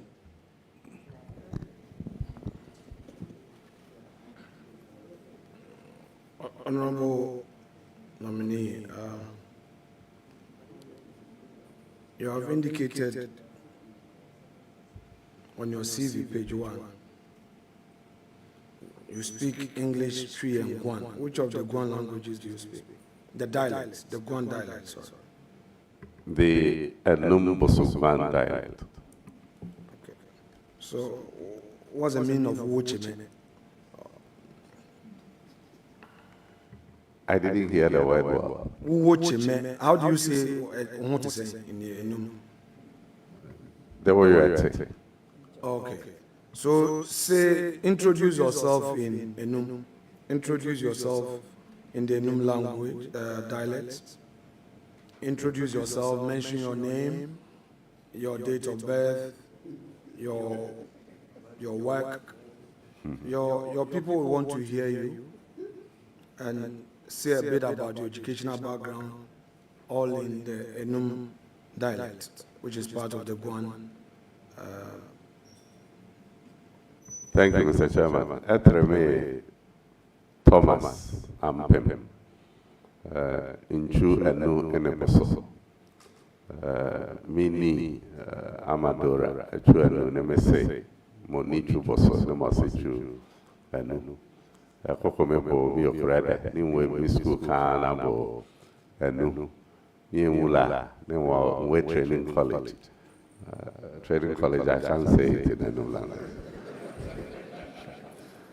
Ne won kase de se me kede ye kede mi boy esimi bebre ne ende inyeli esojaman onade se MP ne inyido se President Mahama ye ableme hana ne onwoboa Dr. Atofos bo Ministerial Finance mo amebi. Thank you, Mr. Chairman. Advise the youth of Enum on how to prepare themselves for leadership, even as they are young. What inspiration you want them to draw from you? Say that in Enum. Let them know. Mr. Chairman, Enu Ebi Boso Ebi, Dami Yoka said. Nti sɛ ɛne ɛnu ɔdaani nwemi school kaana ne sɛ nde nyido miede fudo a ɛne nso hia sɛ ne ehu sɛ ne anyele anewio a ɛne bede bɛbɔ onyame manso ɛtɔ ɛne bo ase ɛkaseɛ dɛ ɛbele obu na enum de ne onyankopɔn bɛbɔ ɛne ne nso ɛde wɛso. Thank you, Mr. Chairman. So your constituency is Sojaman. So you have Enum people there, and you have which other group again? We have the Enum and Boso, and we have Akwamu in Sojaman, but we have a very large population of Ewe settlers there. They are about 45% of the population. And we have proposed there. That is why behind me you see the president of the Ewe Traditional Rulers Association, the Dademan Chair, as well as chiefs from Enum, Boso, and Akwamu. But they are predominantly Akwamus? No, the Akwamus are... percentage-wise? The Akwamus are about 27%. Oh, I see. I trace my ancestry to the Akwamu area. You know that? No, Mr. Chairman, I didn't know that. I'm telling you. Thank you, Mr. Chairman. So it means we have a lot in common. So I'll come home. We'll be expecting you. I don't know where I belong. Part of me, Futu, and law, and then when we trace, they say, oh, Akwamu. So we all come from diverse places. That's how God wants it. So how is your tree, your proficiency in tree? Mr. Chairman, before I come to the proficiency in tree, I'm happy that you have chosen to be at a Futu. So please, where you started tracing your route to Akwamu, stay in your lane. Thank you, Mr. Chairman. Mr. Chairman, I speak tree at the Akuapem tree very well. Okay, so, say something about your experience in Parliament in Akuapem tree. Been in Parliament for 12 years. This is your third term, right? Yes, Mr. Chairman. Right. So your first 2 terms, share some experience with us in Akuapem tree. I'm a person who come from Medjuma or Parliament Ofikasium, and it's a house of Bafofra. If you ask, I know any to and so what they are brassi, penning me awaya, Utimi, Esia, I also wetimi, Enya, Apenya, Ayania, Ubetimi, Aye. Me ba Parliament, no. My Juma our committees, Bebre, so Bini, gender, children, and social protection. Committee on gender, so my Juma our local government committee, so my Juma our finance committee, me and I'm a chairman of the budget committee, our 8th Parliament, Numan Sana. Yere eba sese adwuma no ade asa wo de wani eto ho a obetimi aye ne ye na so ni pani meda nyame ase se amame panya na meda esoja manfo so ase se wanyame mujidi na rebia woso mame se mesi won. Mr. Chairman, thank you. Do you speak some Ewe? Not really, but Mr. Chairman, I'm sure I do better than the minority leader.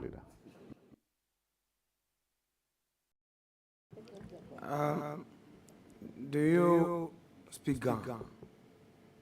Not at all. Ebe Esehogwa. Mesevide. Blonama Madakuku A. Madeku Mesevide. That is the unlock custom. Uncode. Thomas and Pimnia. So this is what you've been using to win the vote, right? So you go here, you pick something small, you pick, then you do this, then you'll be beating our candidate. That's what you do. Mr. Chairman, I was forced to learn it in the last elections because of what? No, you speak some Gans. No, not at all. What about some Krobo? Unfortunately, no, just the greetings. Now, so why would you discriminate against the Krobo language? That is the next language I'm going to use. Why have you decided to keep it late? Why are you not treating it as priority? Mr. Chairman, I'm treating my language acquisition is not that sharp, but small I'll get there. Okay, so on your CV, education, professional qualification, have you done your national service? Did you do national service? Mr. Chairman, I didn't do national service. Did you do national service? Yes, no. No. Have you paid your taxes? Yes, up Mr. to Chairman. 31st December 2024?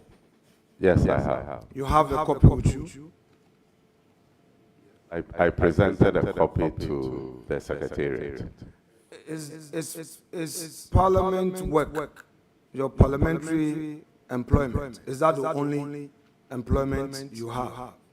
Yes, Mr. Chairman. Would you be surprised to hear that you do some other business apart from Parliament? Because you are telling us that you don't do any other work apart from Parliament. Mr. Chairman, I'm a full-time parliamentarian. Do you have any registered company in your name?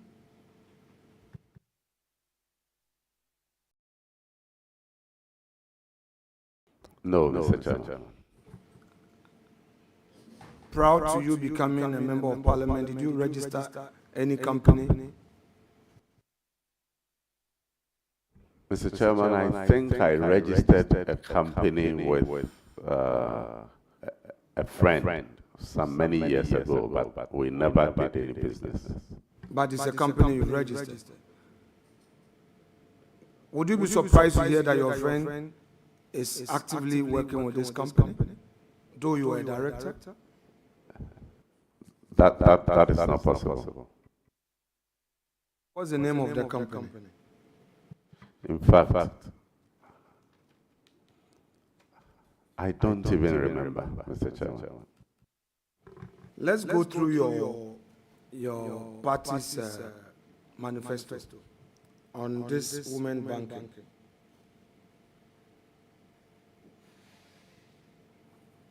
Unfortunately, I don't have a copy of it. I would take the leave of chair and to allow you to come with your manifesto.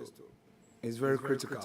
You are speaking to women's banking, and you said Professor Nana and the President are passionate about it.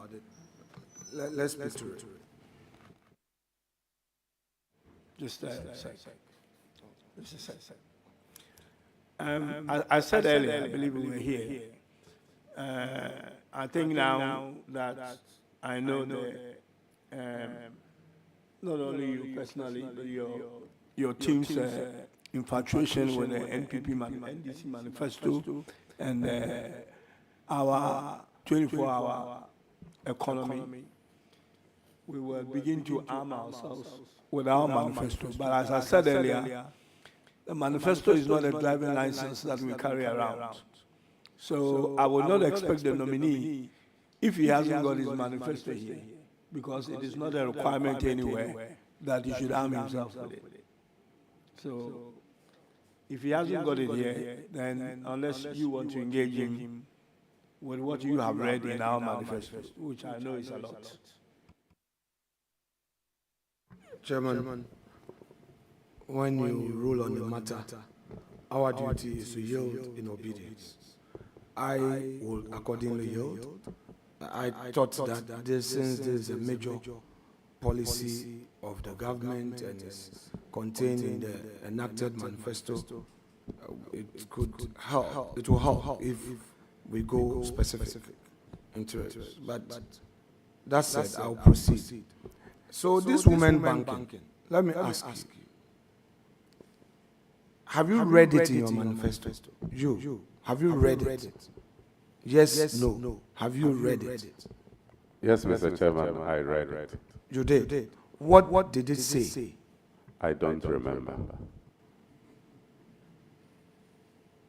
Okay. So you are here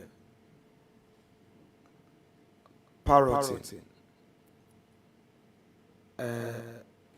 policy. You say the government is passionate about, yet you don't remember what the women banking entails. You don't.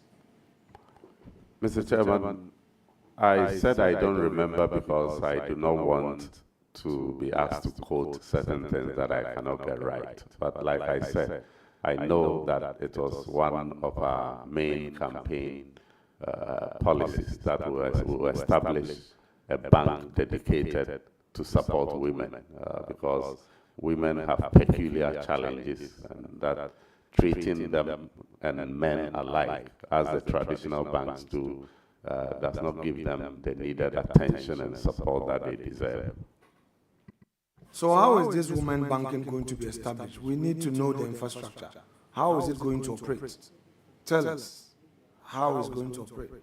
Mr. Chairman, those are the details that I said, that once you are kind enough to get me to the ministry, I will work with my minister and get you the fine details, and I will share that with you once I have it. No, but you agree with me that your manifesto is supposed to be the blueprint upon which your mandate was given you, your mandate to govern. That is correct. And you also agree with me that, having spoken extensively about it, your suggestion is that you have read and you understand what the women banking is. Yes, Mr. Chairman. So are you going to open branches all over the country? I hope so, but everything I say on this will not be official. That is what I hope, that we open a number of branches.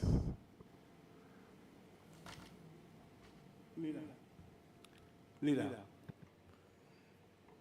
can I come in again? The nominee here is a nominee designated to be a deputy minister of a substantive minister. He's not a policy maker. He follows the policy directed by his minister. So if he doesn't know such a policy detailed question you are asking him, I personally wouldn't expect him to know if he says he doesn't know. Chairman, we leave it to the jury out there.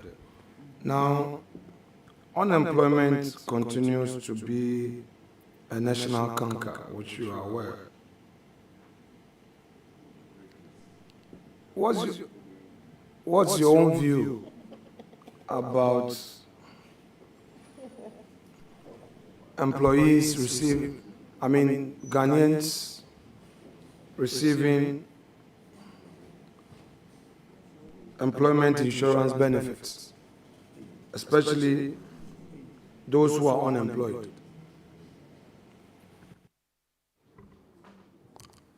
Mr. Chairman, that would be a wonderful scheme, but it depends on if our economy will be able to support it.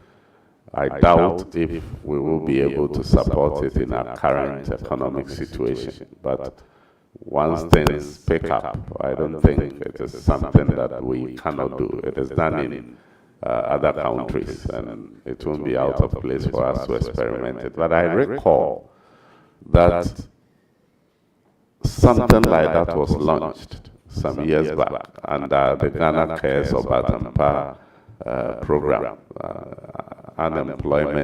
National Unemployment Insurance Program, or something of the sort, by the previous administration. I'm not too sure where, the extent to which it was implemented, but it is something that when I go to the ministry, I would work with my minister to look at, and once the economy can support it, we can look at it. In your manifesto, you promised to stabilize the national currency. You are aware of that? Yes, Mr. Chairman. As a deputy minister, what would be your advice on the approach to achieve this? Mr. Chairman, price stability is one of the main functions of the central bank. The Minister for Finance has stated, and I even said earlier on this platform, that he has indicated that he would use fiscal policy to assist the monetary authority to achieve some of these things, and I would support him in that direction in the areas that he would determine. We hear of broadening tax base and all that. Same as found expression in your manifesto. First of all, are you aware of that? Yes, Mr. Chairman. If so, how does your government intend to implement this broadening the tax base? What's your own understanding of the approach to be used in broadening the tax base? Mr. Chairman, we believe that in a difficult time like this, the approach to rake in more revenue will include broadening the tax base, because any attempt to increase tax rates will be burdening the few people who are paying the tax anyway. And so we must aggressively pursue a program that will rope in more people into the tax net and broaden the base in order to rake in more revenue.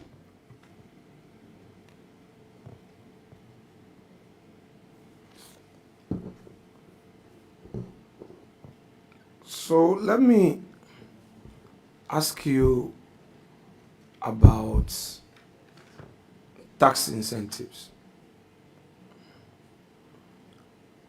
The 1D, 1F policy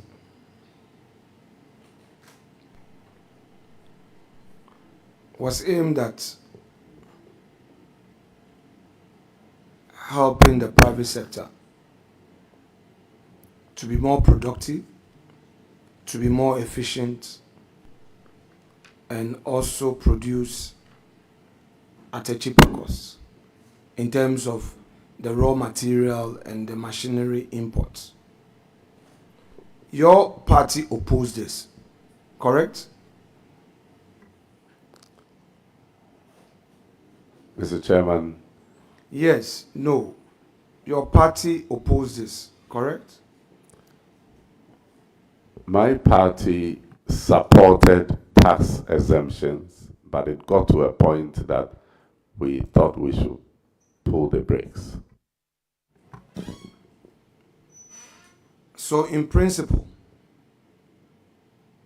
you are not against a 1D, 1F?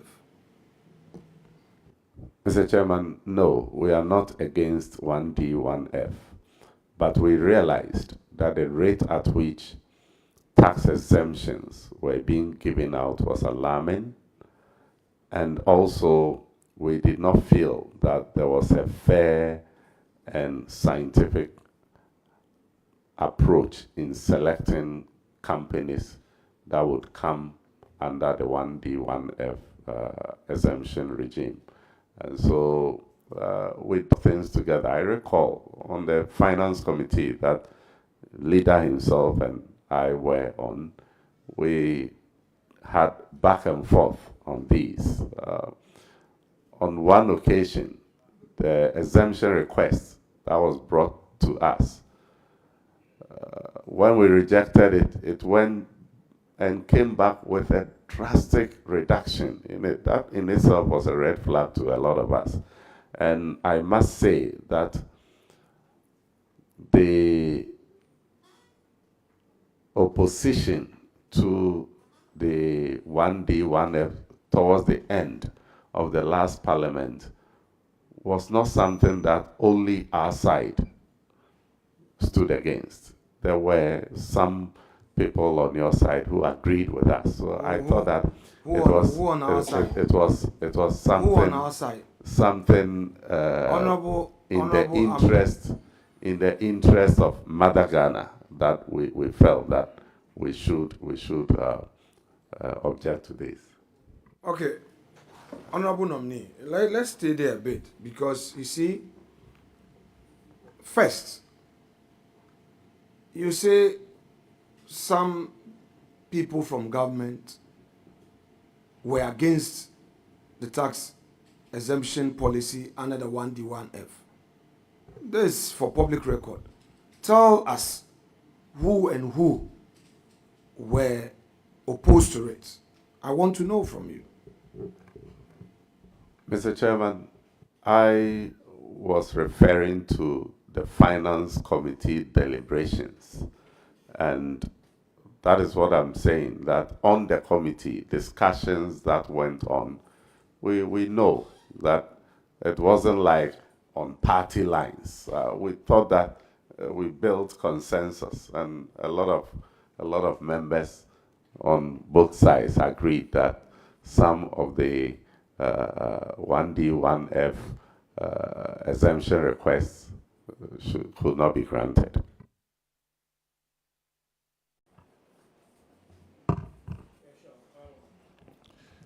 Thank you very much, Chairman. On this very important issue of 1D, 1F, the decision of the committee, the then Finance Committee, was to take out the raw material components in the application, and we did so.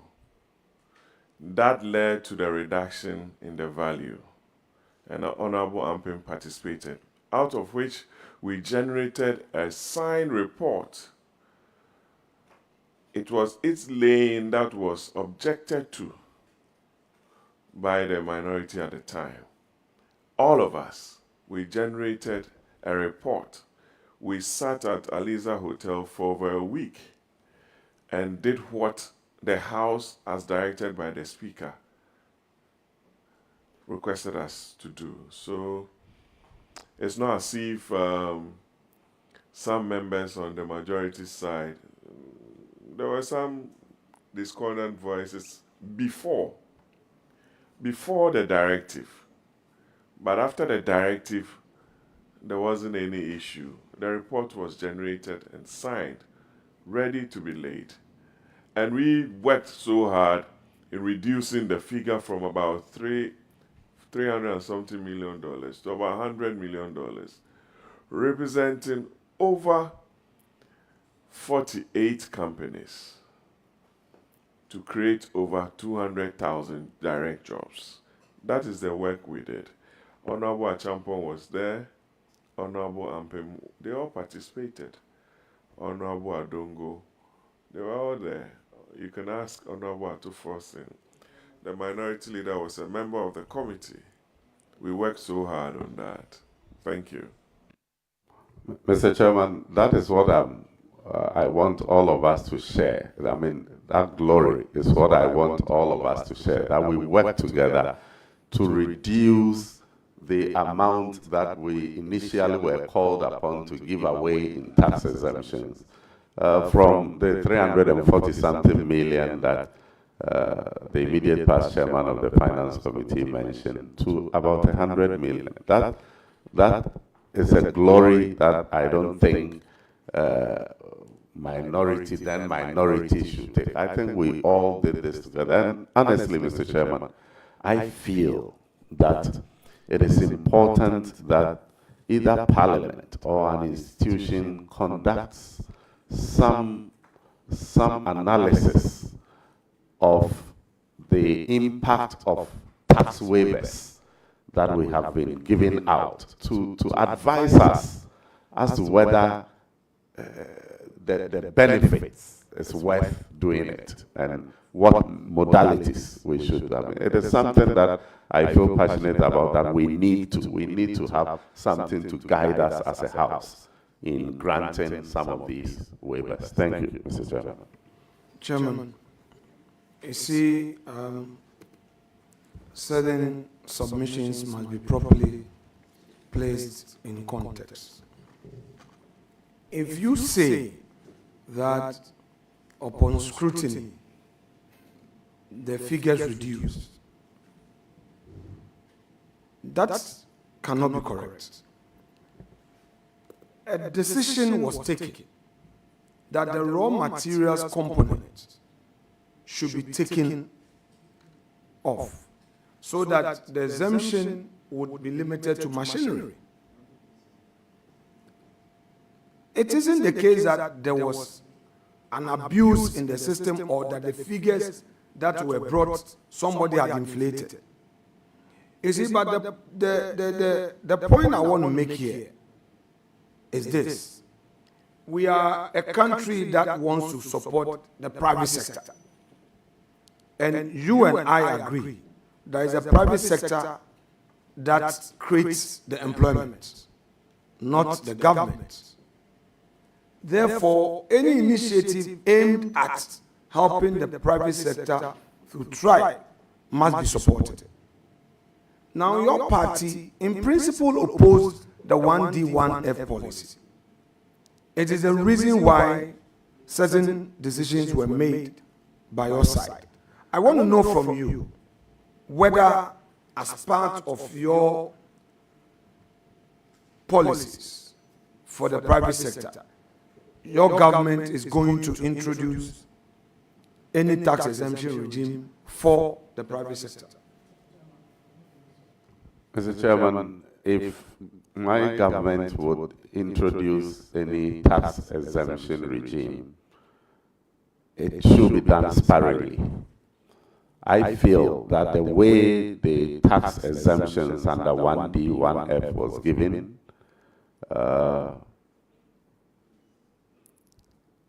was too much. And like I said earlier on, I felt that it was important for some work to be done to ascertain whether we were getting value for it. Thank you. Yes, Honorable Chairman, you can come in. Yeah, Mr. Chairman, thank you very much. I think it's important to correct some information put up by the minority leader. With this tax exemption, there was a particular company. When they submitted the request, it was around $256 million. Upon going through the document to raise the issues, they withdrew the application, came back, and it reduced to $142 million. This is the issue the nominee is talking about, not the later, when Honorable One became the chairperson, then we put all together, we'll tease out all the raw materials and the rest. That reduced from 300 to 100 and something million. Originally, when Kuku Kwatin was the chairperson of the committee, we did the work and reduced it from 256 million to 142 million. That was the issue the nominee is talking about. So the issue put up by the minority leader that we did not support tax exemption is entirely not the position of the minority. We supported the granting of tax exemption, but we got to a point, the numbers that were coming, we couldn't contain it any longer. That was why we took that position. So the Constitution is very clear on this matter.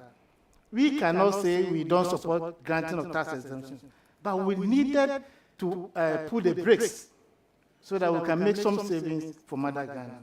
So we still support 1D, 1F, and we support granting of tax exemptions. But we need to do things at the right time. Thank you very much. Leader.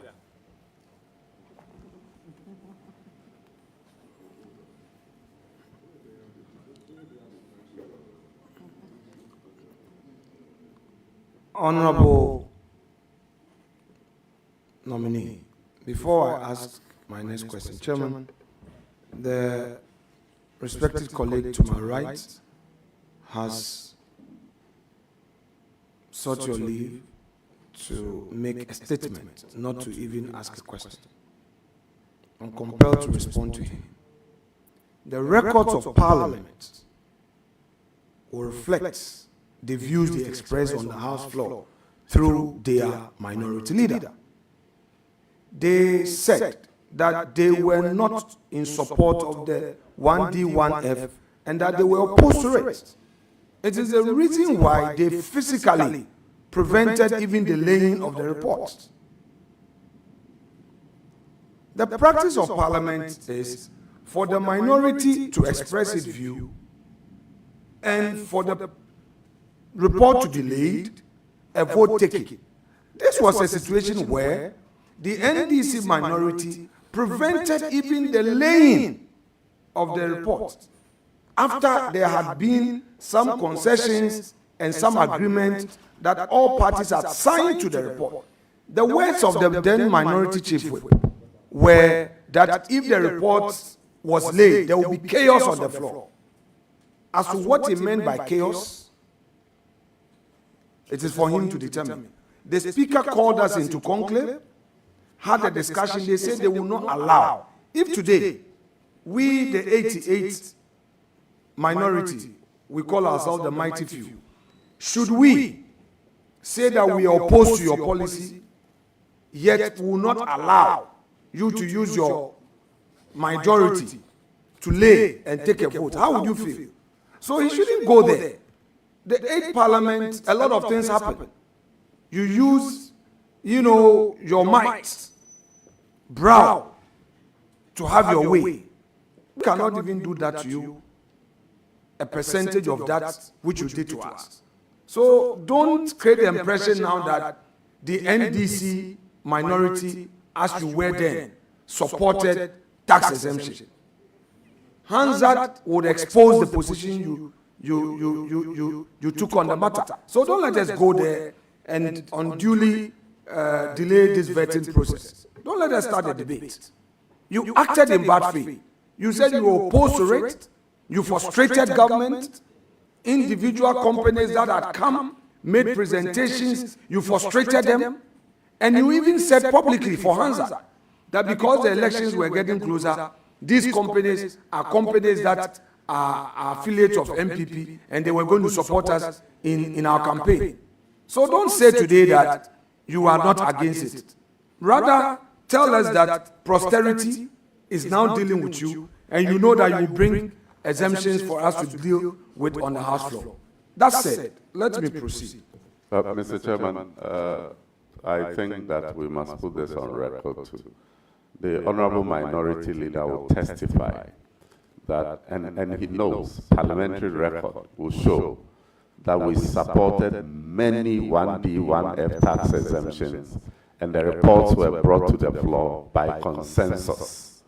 So the position that we were against, it was just at the latter part.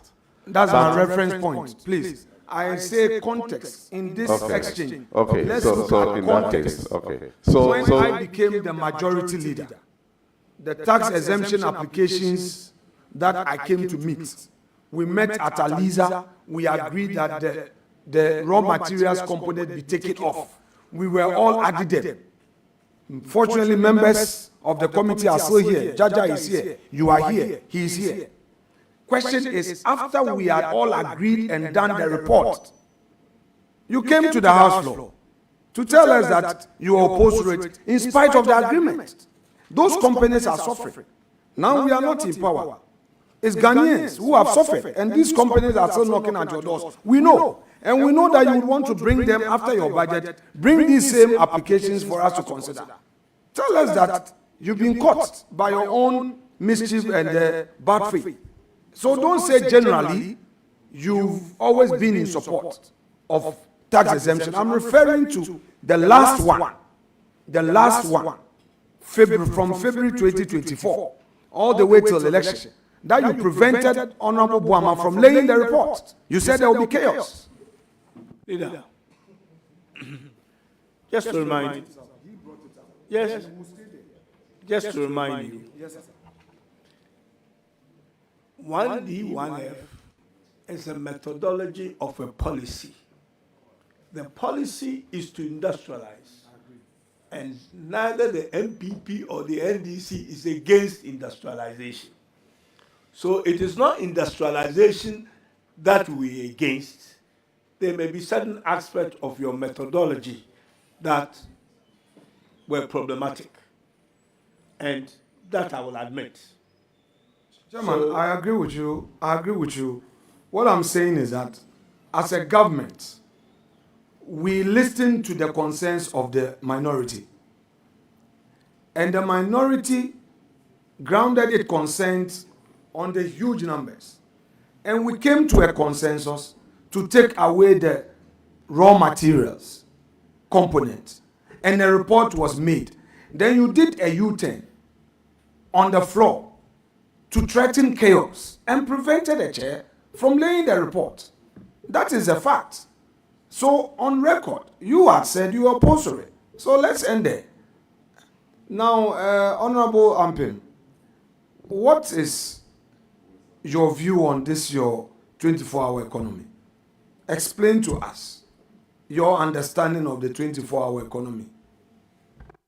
Again, before you come in, 24-hour economy is the methodology for industrialization. I agree. Chair, I agree, respectfully. So explain to us the methodology for industrialization, which has been cliched by your party as 24-hour economy. Explain to us. Thank you, Mr. Chairman. Mr. Chairman, my party is advocating that we run a 24-hour economy where certain category of jobs can be done round the clock.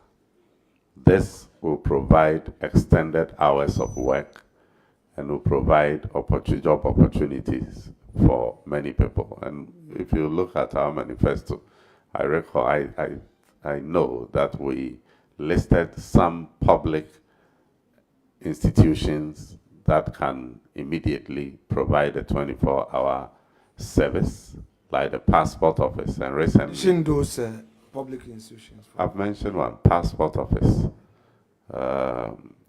DVLA, and others. Recently, I heard the Minister for Foreign Affairs, Honorable Okujeto Ablakwa, stating that they are going to initiate processing of passport 24 hours. These are areas that we think that we can work 24 hours, employ additional hands to do the jobs. On this platform, the finance minister said we would also focus on the real sector. And so these are things that we intend to do. And as a deputy minister, I want to remind Minority Leader that, as he rightly advised, I am a deputy minister nominee. And so if he is kind enough to release me and I go through the process, I will go and assist my minister in the direction that you said. Thank you.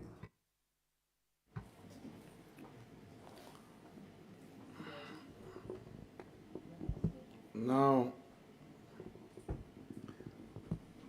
so what is the real sector of the economy? If you say your minister said you are going to focus on the real sector, what do you mean by that?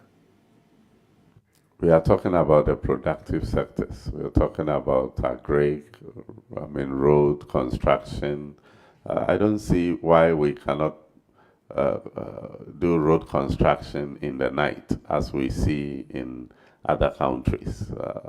If we are surfacing the 37 to Medina Road, looking at the traffic there, why can't we work even in the night when traffic is less? So there are a lot of things that we believe that we can do around the clock. So, do you have any idea of the cost to government in this? Because all these are private sector engineered. Are you going to provide some incentives to the private sector to enable them achieve this? Rightly so. What are some of the incentives they should expect? The nation is listening to you. Tell the private sector what incentives they should expect in fulfillment of this 24-hour economy promise. Mr. Chairman, one thing that we talked about was reduction in the use of power for certain times of the day. If you enroll in the 24-hour economy, off-peak period around midnight when everybody you can actually get incentive for enrolling in the 24-hour economy if you are working round the clock, and you get some reduction in the rate of power that you use because you have enrolled in the program. We also talked about enhancing security, that because the 24-hour economy will require that people work in the night, it will be important that we boost security so that those that will be minded to do it will feel safe and to do it. Okay, so let me understand you. So what you are saying is that there will be a desk where company would have to register as 24-hour economy entities, correct? Mr. Chairman, His Excellency President Mahama has named Mr. Guzitano as the one in charge of the 24-hour economy, and I know that he's working on the policy. In due course, he would share that with us. Anything I say may be a conjecture. Don't say that those who be enrolled will get some tariff reduction and all that. Then take that out. Mr. Because Chairman, then that would also mean another form of conjecture.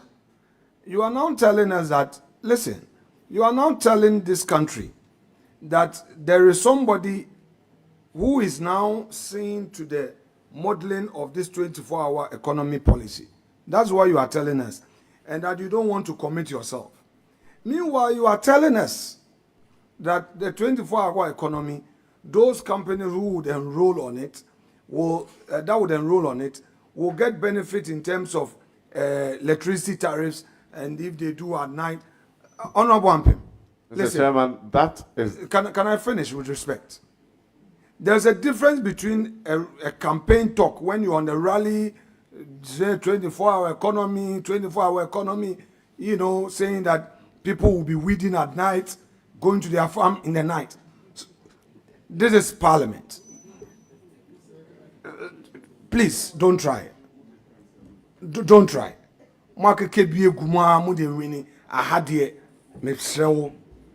Is the policy now being enacted? Tell me so that I end here. Tell me. Mr. Chairman, I said that the policy is in the process, but I also mentioned that yes, it's in the pipeline. But I also mentioned it is that in the the policy envisages that there will be some benefits to those who enroll in it, and the benefits includes reduction, time of use. Ghana for being humusu by papa. What the interest? Leader, I think you are actually jumping the gun. Sure. Chairman. There is a man. Have a peaceful day. Chairman. Please, it will still continue to be peaceful. We have a manifesto and a policy. The manifesto eventually will feed into the policy. Somebody is out there that he had mentioned who is fashioning out these policies for us to get the details. In the manifesto, we did not say anything about we will give a tax exemption of this amount, or that will come in the policy and in the details. So when you were what do you say was contained in your manifesto?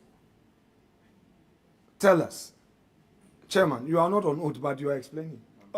Yes. You're still engaging me. All right. The promises given in the manifesto does not come with numbers. The numbers will come in the policy. And they have to put it together. Yes, you will have a first visit with a budget. And you can then ask questions out of that.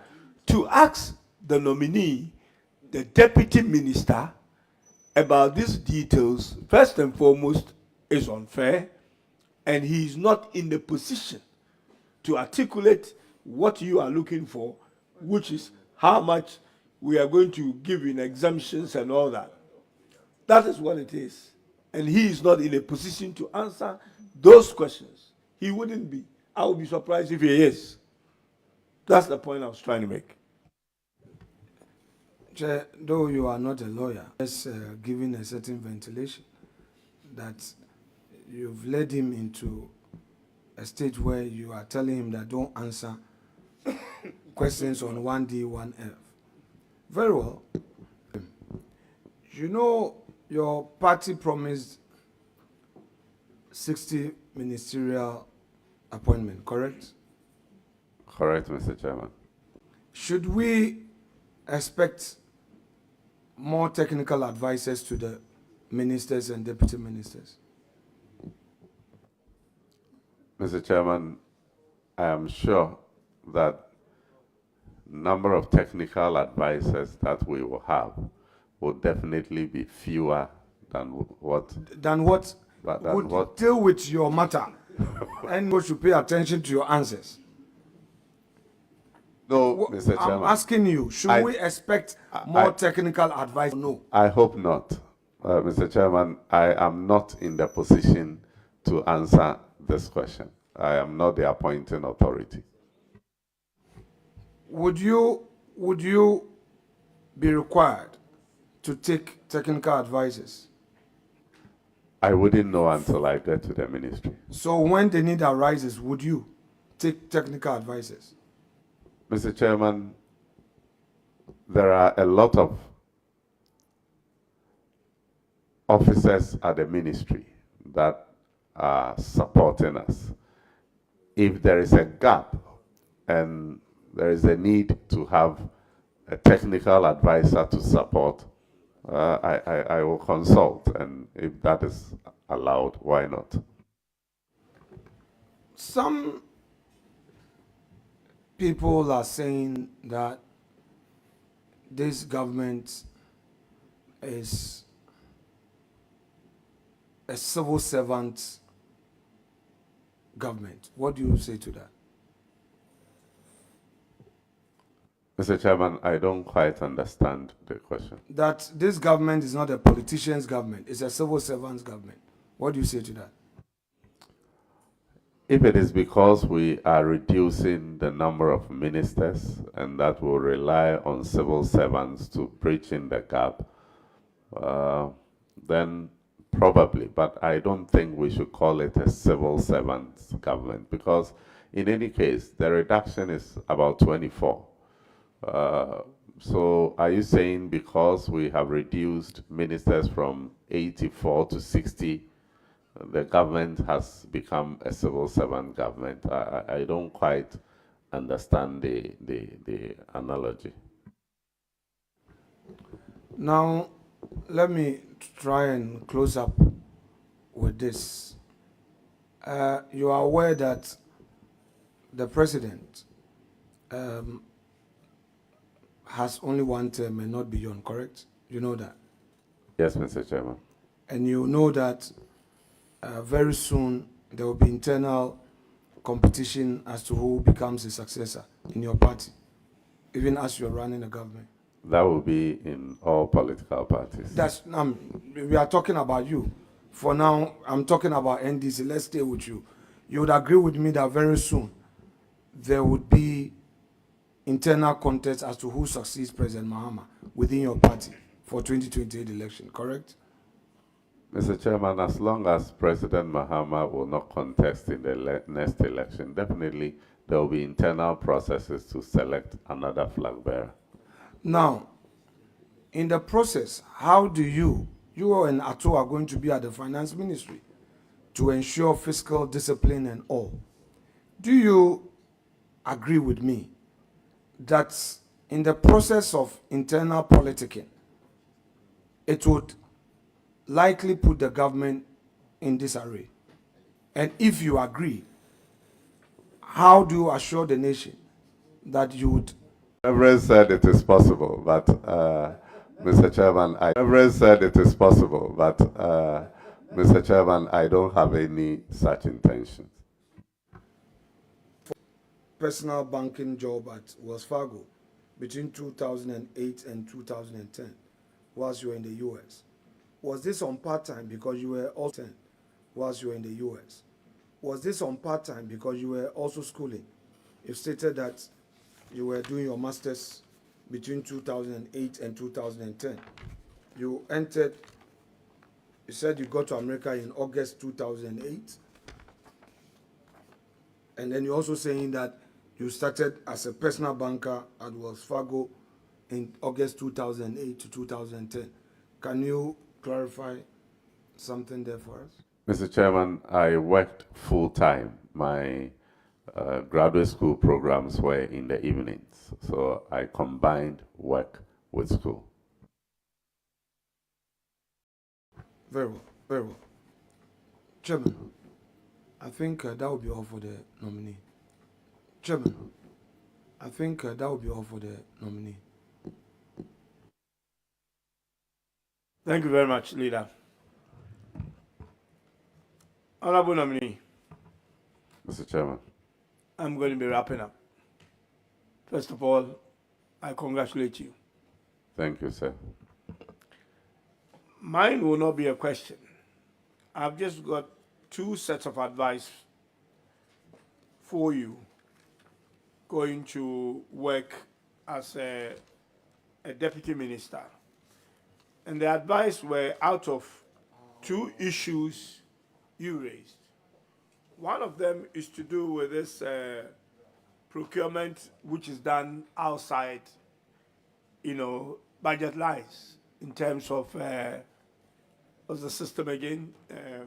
If mix. The gift mix system, which was created or was implemented over 12 years ago, when myself and the finance minister were deputies in where you are going. It's quite troubling that 12 years later, what the system was supposed to cure in terms of not having any procurement or any project signed outside the sites of the Ministry of Finance, that anything that happens in this country in terms of project that the government of Ghana is going to eventually pay for should be known at the Ministry of Finance, so that at the click of a button, the minister can see all the projects in this country that are basically to be paid by the government of Ghana. It is still surprising that project and procurement are still happening outside. It is something I know your minister is passionate about, because he was more or less the architect when we worked those days on this. I'm just advising you that support your minister in streamlining this system to make sure that whatever happens anywhere else in the country, it's actually with some recourse to the center, which is the ministry you are going in. And it was when he was a deputy minister that he had a responsibility of working on that.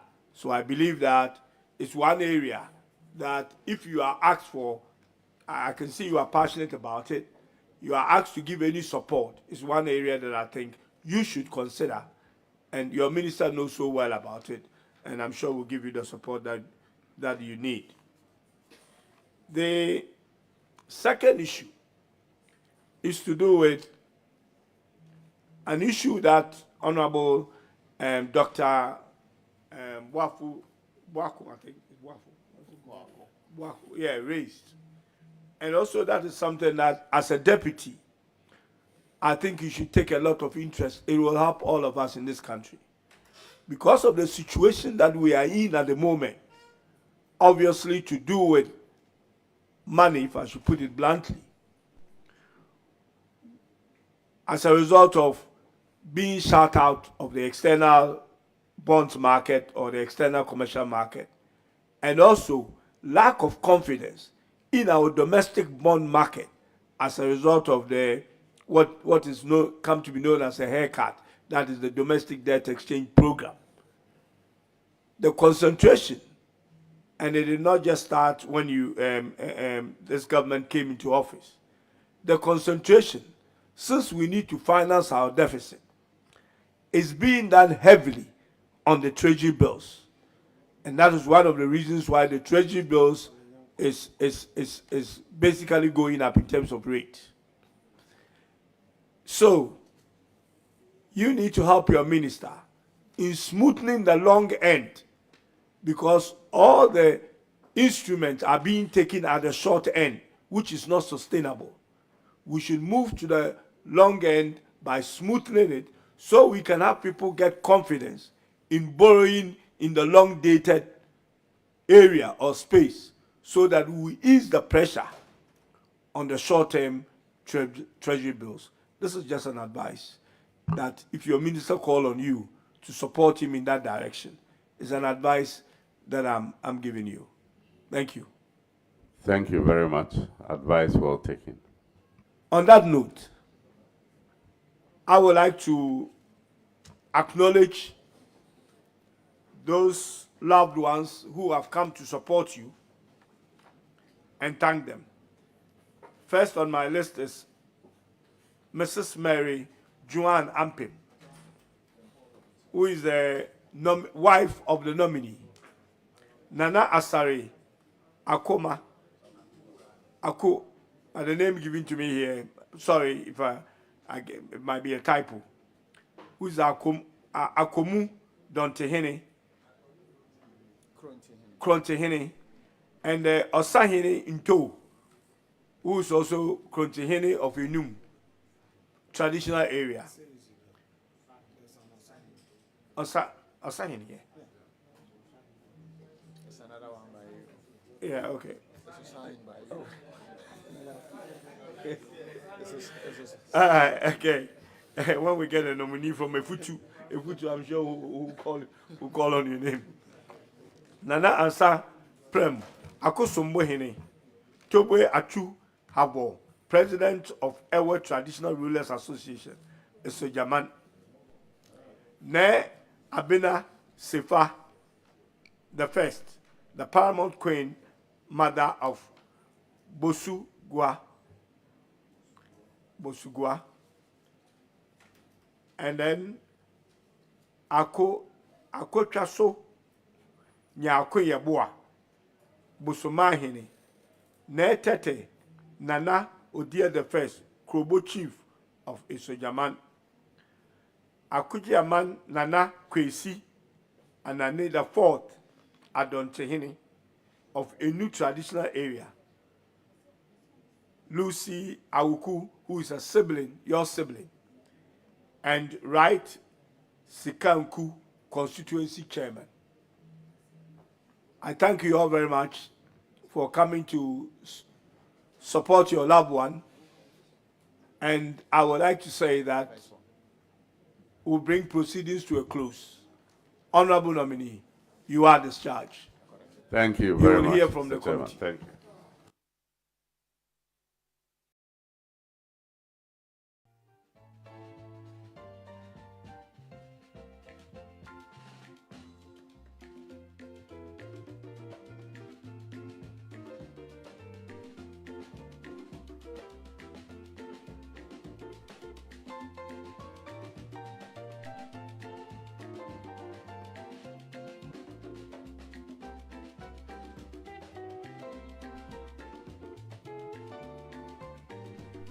Honorable members, we need to get ourselves ready for the next nominee.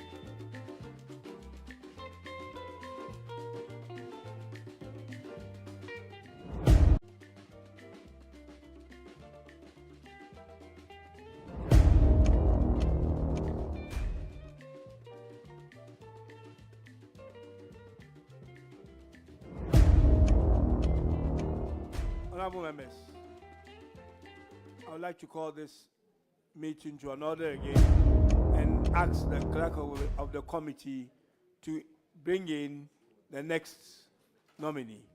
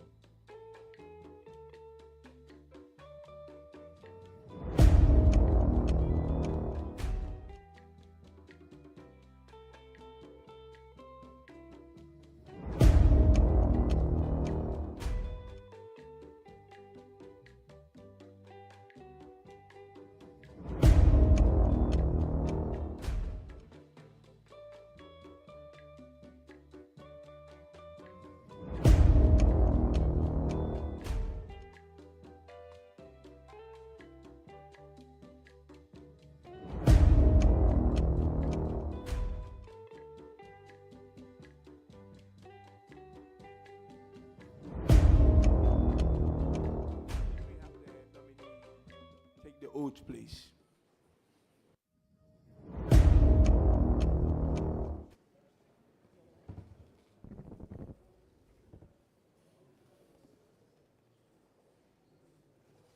I hereby administer the oath. I, Ebenezer Okleke Telabi, Do in the name of the Almighty God swear do in the name of the Almighty God swear that the evidence I shall give before this committee that the evidence I shall give before this committee touching the matter in issue touching the matter in issue shall be the truth, shall be the truth, the whole truth, the whole truth, and nothing but the truth. and nothing but the truth. So help me God. So help me God.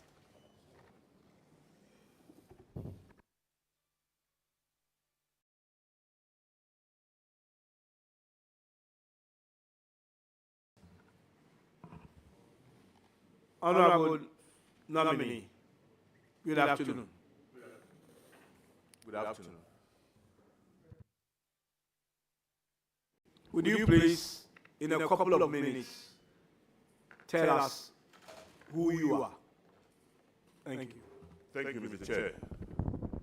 My name is Okleke Telabi. I come from Odumasi Krobo. I was born in the year 1963, went to Akro Primary, Odumasi Presby Middle School, sat for the common entrance and went to Manya Krobo Secondary School, from where I went to Pobion Secondary for the sixth form. I went to University of Ghana, did my first degree, and then to the University of Science and Technology for my master's. And then I followed up with work as a research officer with the Center for Scientific Research and Plant Medicine. Then later on joined the University of Science and Technology as a lecturer till 2011, when I decided to peer into full politics. And that's what I brought here today. Thank you. Thank you very much. Honorable members, if I have a subject matter rep on my left, would you please start?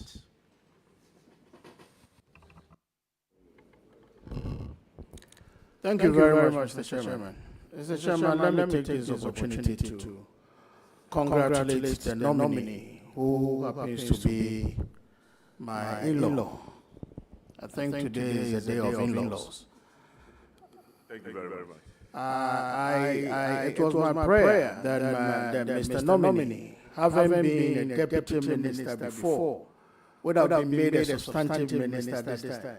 But it's rather unfortunate, but I still have him in my prayers, and I believe that he will soon be made a substantive minister. Exactly. Mr. Nominee, my first question has to do with the threat facing this country in terms of terrorism. We know that as a country we have one big issue with our borders. Our borders are porous, and we know how these terrorists operate. As a deputy minister nominee, what do you bring to the table to assist your minister in dealing with this issue that has to do with the porous nature of our borders? Thank you, Mr. Chairman. Mr. Chairman, I thank you for this opportunity. And to say that when the issue of our borders come up, it is one issue that requires serious, it requires some seriousness. Because when you come to West Africa, our borders are very, very peculiar. The fact is that when you go to the Volta region, there are people who sleep in Ghana but work in Togo. Some of them have their farms across. And I remember I had the opportunity to be part of a program where some of our development partners were recommending some form of restrictions along our borders. And then those of us from West Africa said, given our situation, it will be difficult. But as I said, it is very important and that for us to really take care of our borders, there must be some serious, collaboration with our brothers and sisters across the borders. And I think that is the only way for now. Because it is very expensive when you look at the recommendations that were given by those development partners. It's very important. It is very, expensive to raise the kind of barrier that they want us to put in place. And in the end, it will not even help us. So I think that we must collaborate with our colleagues across the borders so that we can get intelligence from, their end, so that we prepare against any attacks, if you put it that way. Thank you. Mr. Chairman, a follow-up question. I agree with you that it is very expensive to deal with the issues pertaining to our borders, which of course are porous. But here we have a nation to protect. We have a nation to secure. Would you, as a deputy minister, advise your minister, in spite of the expensive nature of securing our borders, to go into securing that which is very important in terms of gadget and all that to secure our borders? Very much, Mr. Chairman. I think that as a deputy minister, I would have to really listen and work. If I would listen to the dictates of my boss, but then appropriately, when it becomes necessary, I'll prefer whatever advice that I have, depending on the choices that we make. If my boss believes that deploying those equipment will be a priority, I will support it with what experience I have. If he also believes in the kind of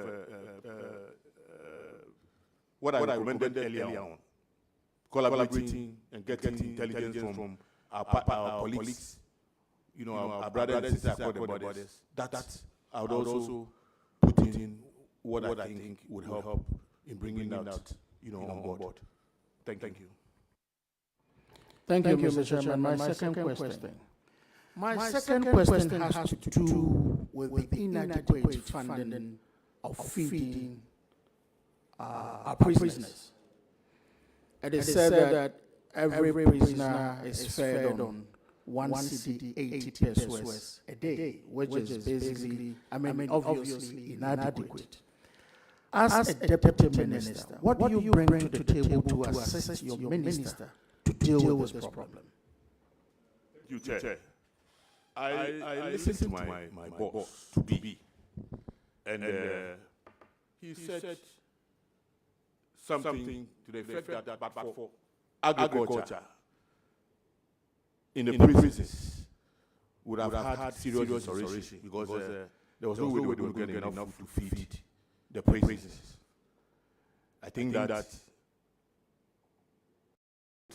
when given the opportunity, help in making sure, as he said, they are establishing prison camps where agriculture, will practice for them to produce food and other things to get money and food to support the upkeep of the prisoners. Mr. Secretary, thank you. Mr. Chairman, a follow-up question. Mr. Nominee, would you advise your minister to go into commercial farming by prisoners to, as it were, to look at other areas, not just restricting yourself to just farming to feed our prisoners? Certainly, if you really want to take care of prisoners, and depending on where they find themselves, example, Akusi, if you have a place like Akusi where prisoners go into farming, they can go into rice farming, but I don't think that they can feed on only rice. So to cater for other things,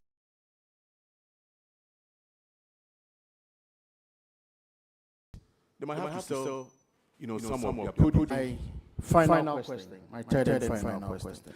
My final question has to do with Ghana police. I visited to many of our barracks, especially in the bigger towns such as Accra, Kumasi. In the case of Accra, let me use Central Police Station as an example. You go there and you see where our police officers are living. In most cases, you see officers having a lot of their items, i.e. fridge and other things, being kept out or outside their rooms. As a deputy minister, would you, if it so happens, advise your minister to look at redeveloping these strategic places, first of all, to provide more accommodation for our officers, and secondly, decent accommodation for our officers? Thank you, Mr. Chair. I am certainly going to support my boss to look for decent accommodation for our officers. And going through their books, there's evidence that they are taking advantage of the fact that they are now sitting on some prime lands. And in collaboration with the private sector, they are getting some infrastructure built outside. And then in exchange for some prime lands, in the city center. And I think that is about time that happens on a larger scale. Thank you very much. Thank you very much, Mr. Chairman. I think this is I am done, so let me take the opportunity to wish my appointee well. I wish you well.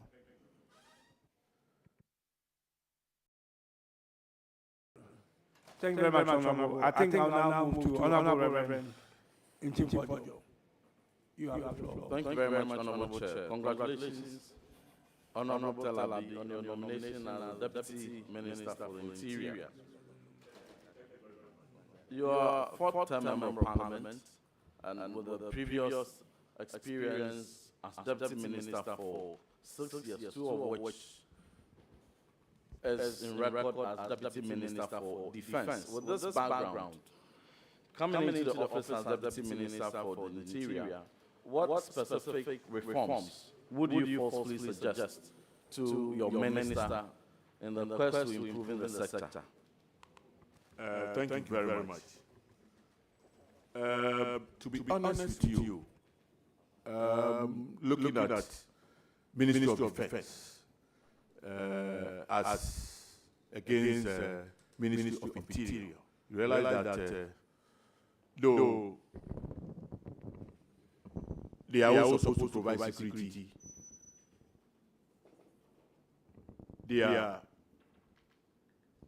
area of jurisdiction is different, and therefore whatever tactics or whatever program they deploy may vary a little. But I believe that there are a few things that I think that when we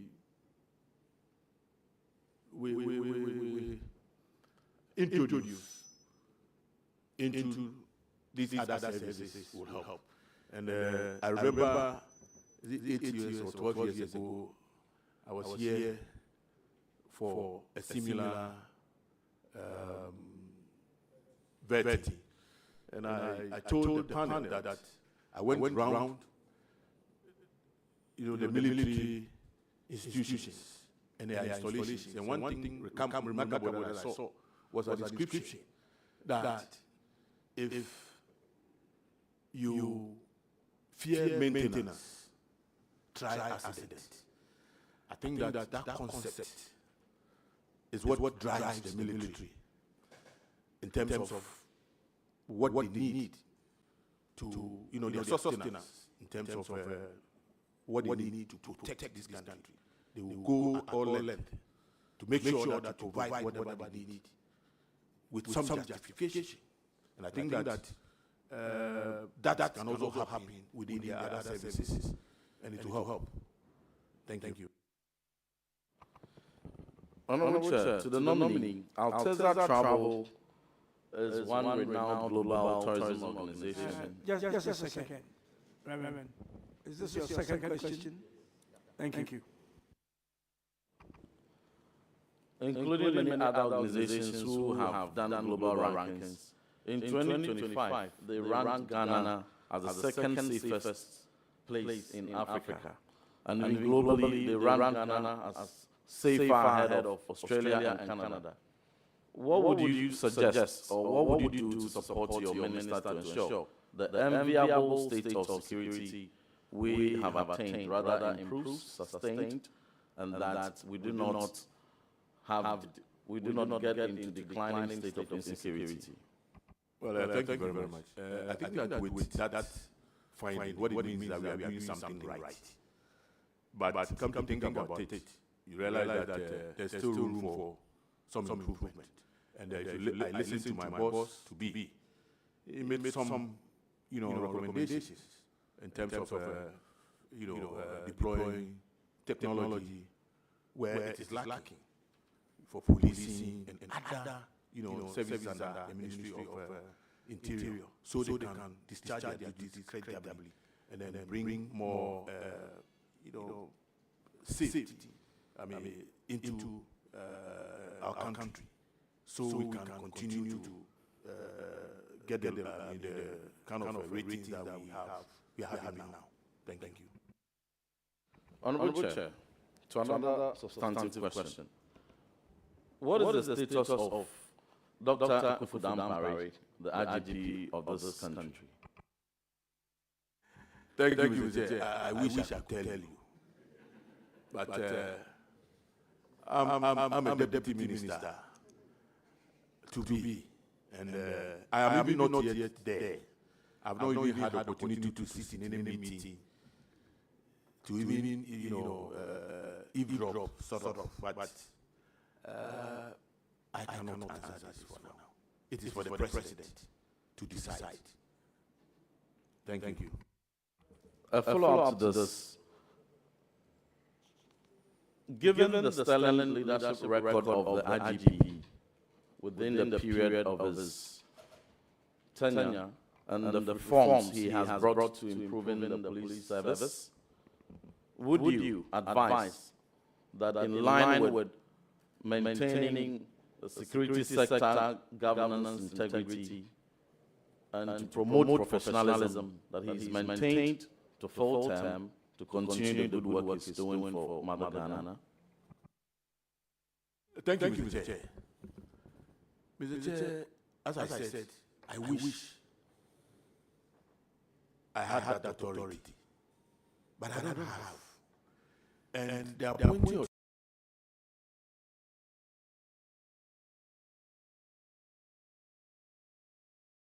authority may be looking at other things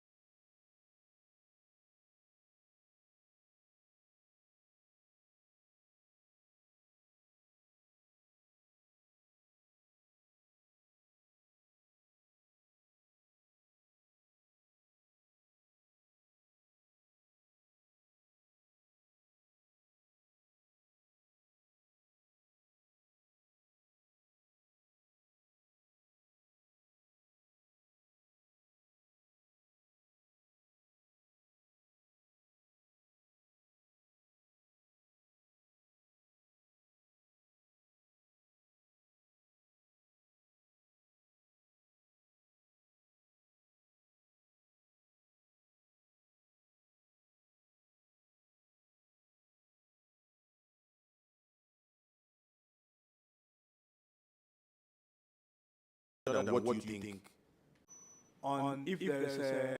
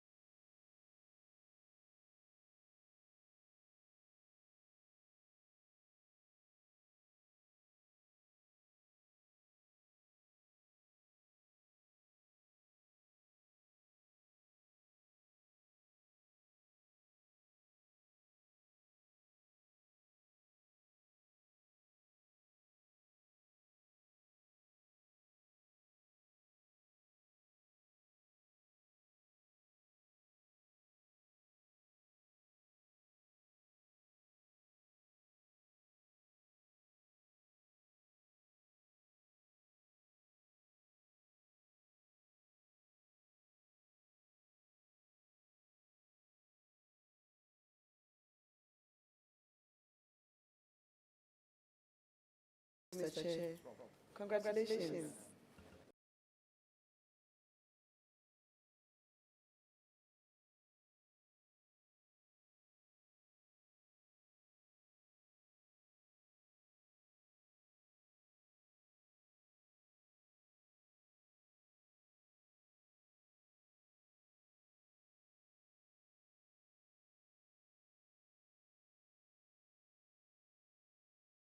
Some very good working relationship with the finance minister.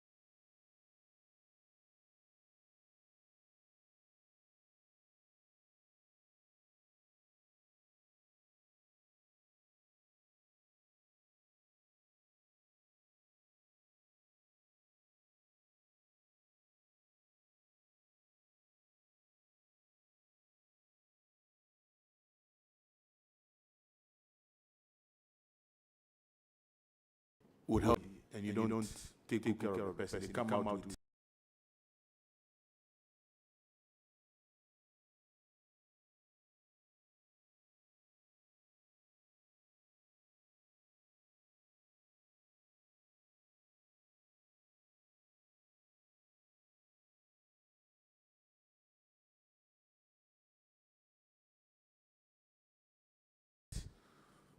various diseases here and the skin rashes.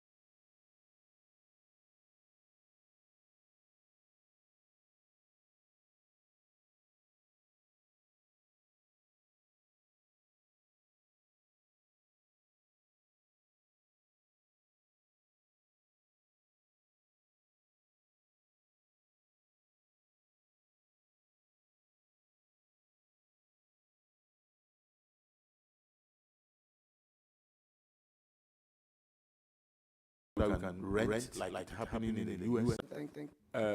Prison going to commercial farming. I think that when you do that, whatever they have can also be given to the secondary schools. Not to say that they cannot be hired to by the private sector.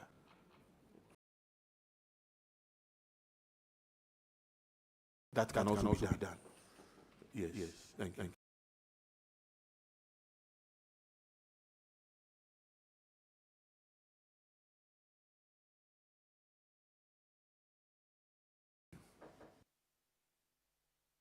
Thank you very much. I've worked closely with you in the committee, and I know your capacity. I know what you are capable of bringing about. I wish you well in your new ministry. And I just have one question for you. there's a worrying trend that I have observed among security apparatus. The national security on one hand, army, then police. Sometimes it's so embarrassing that you find these security apparatus fighting at the glimpse of the public, those who are supposed to provide security. So embarrassing. So, what steps will you take if you find yourself approved to support your boss to be able to... Honorable, please step away from the mic to stop the echo. All right. So what steps will you take to support your substantive minister to bring lasting solution to this menace that I have just narrated? Thank you. Yeah, thank you very much. I think that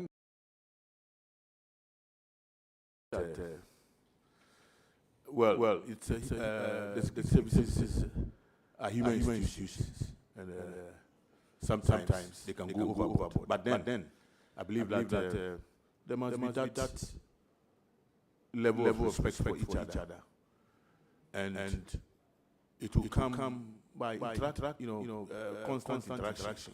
I don't know whether we will have the CISA sports that we used to have in the years by. Where there's security services, I engage themselves in various sports activities. I don't know whether that's still. Sometimes that can also bring some misunderstanding which can lead to fight. But sports brings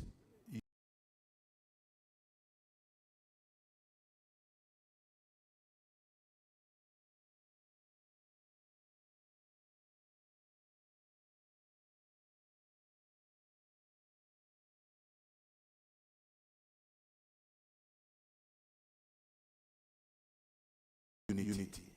And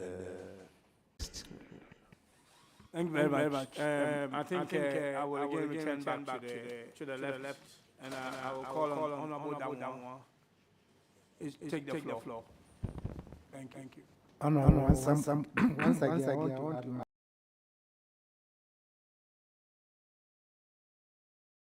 my voice to congratulate you on your appointment. Thank you. I also want to assure you that you're also my in-law. My sister that I followed three was married to a woman from Somenya. So I've clearly so thank you very much. So you are also my contact. Thank you. Honorable. I'm also happy that you worked as a deputy minister for defense, and therefore now going to the Interior Ministry. You are going to try as much as possible to bring about cohesion between the Ministry of Defense and Ministry of Interior, especially between the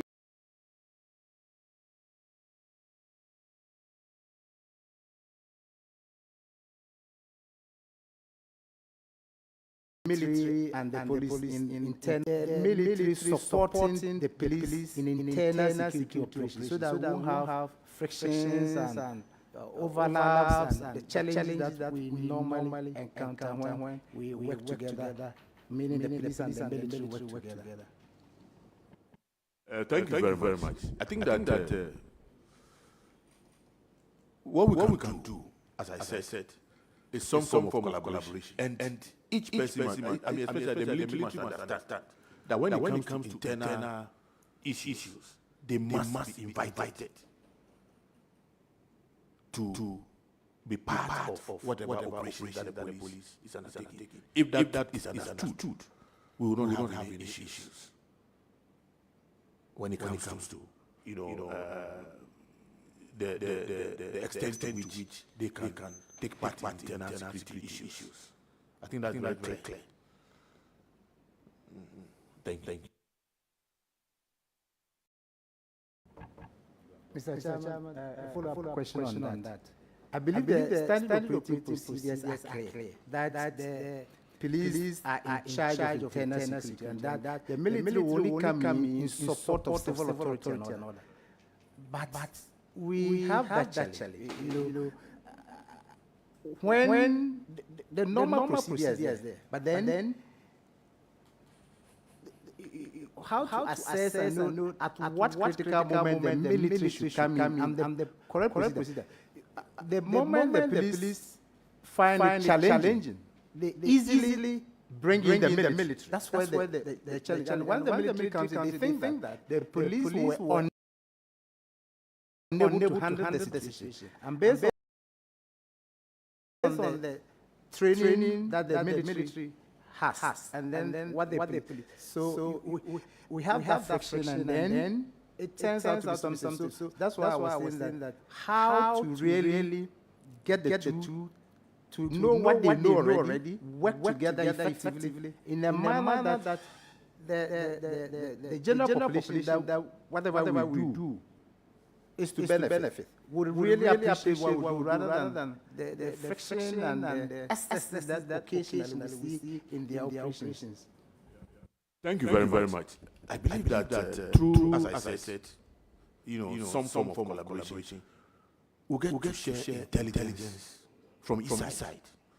If the police is aware of what the military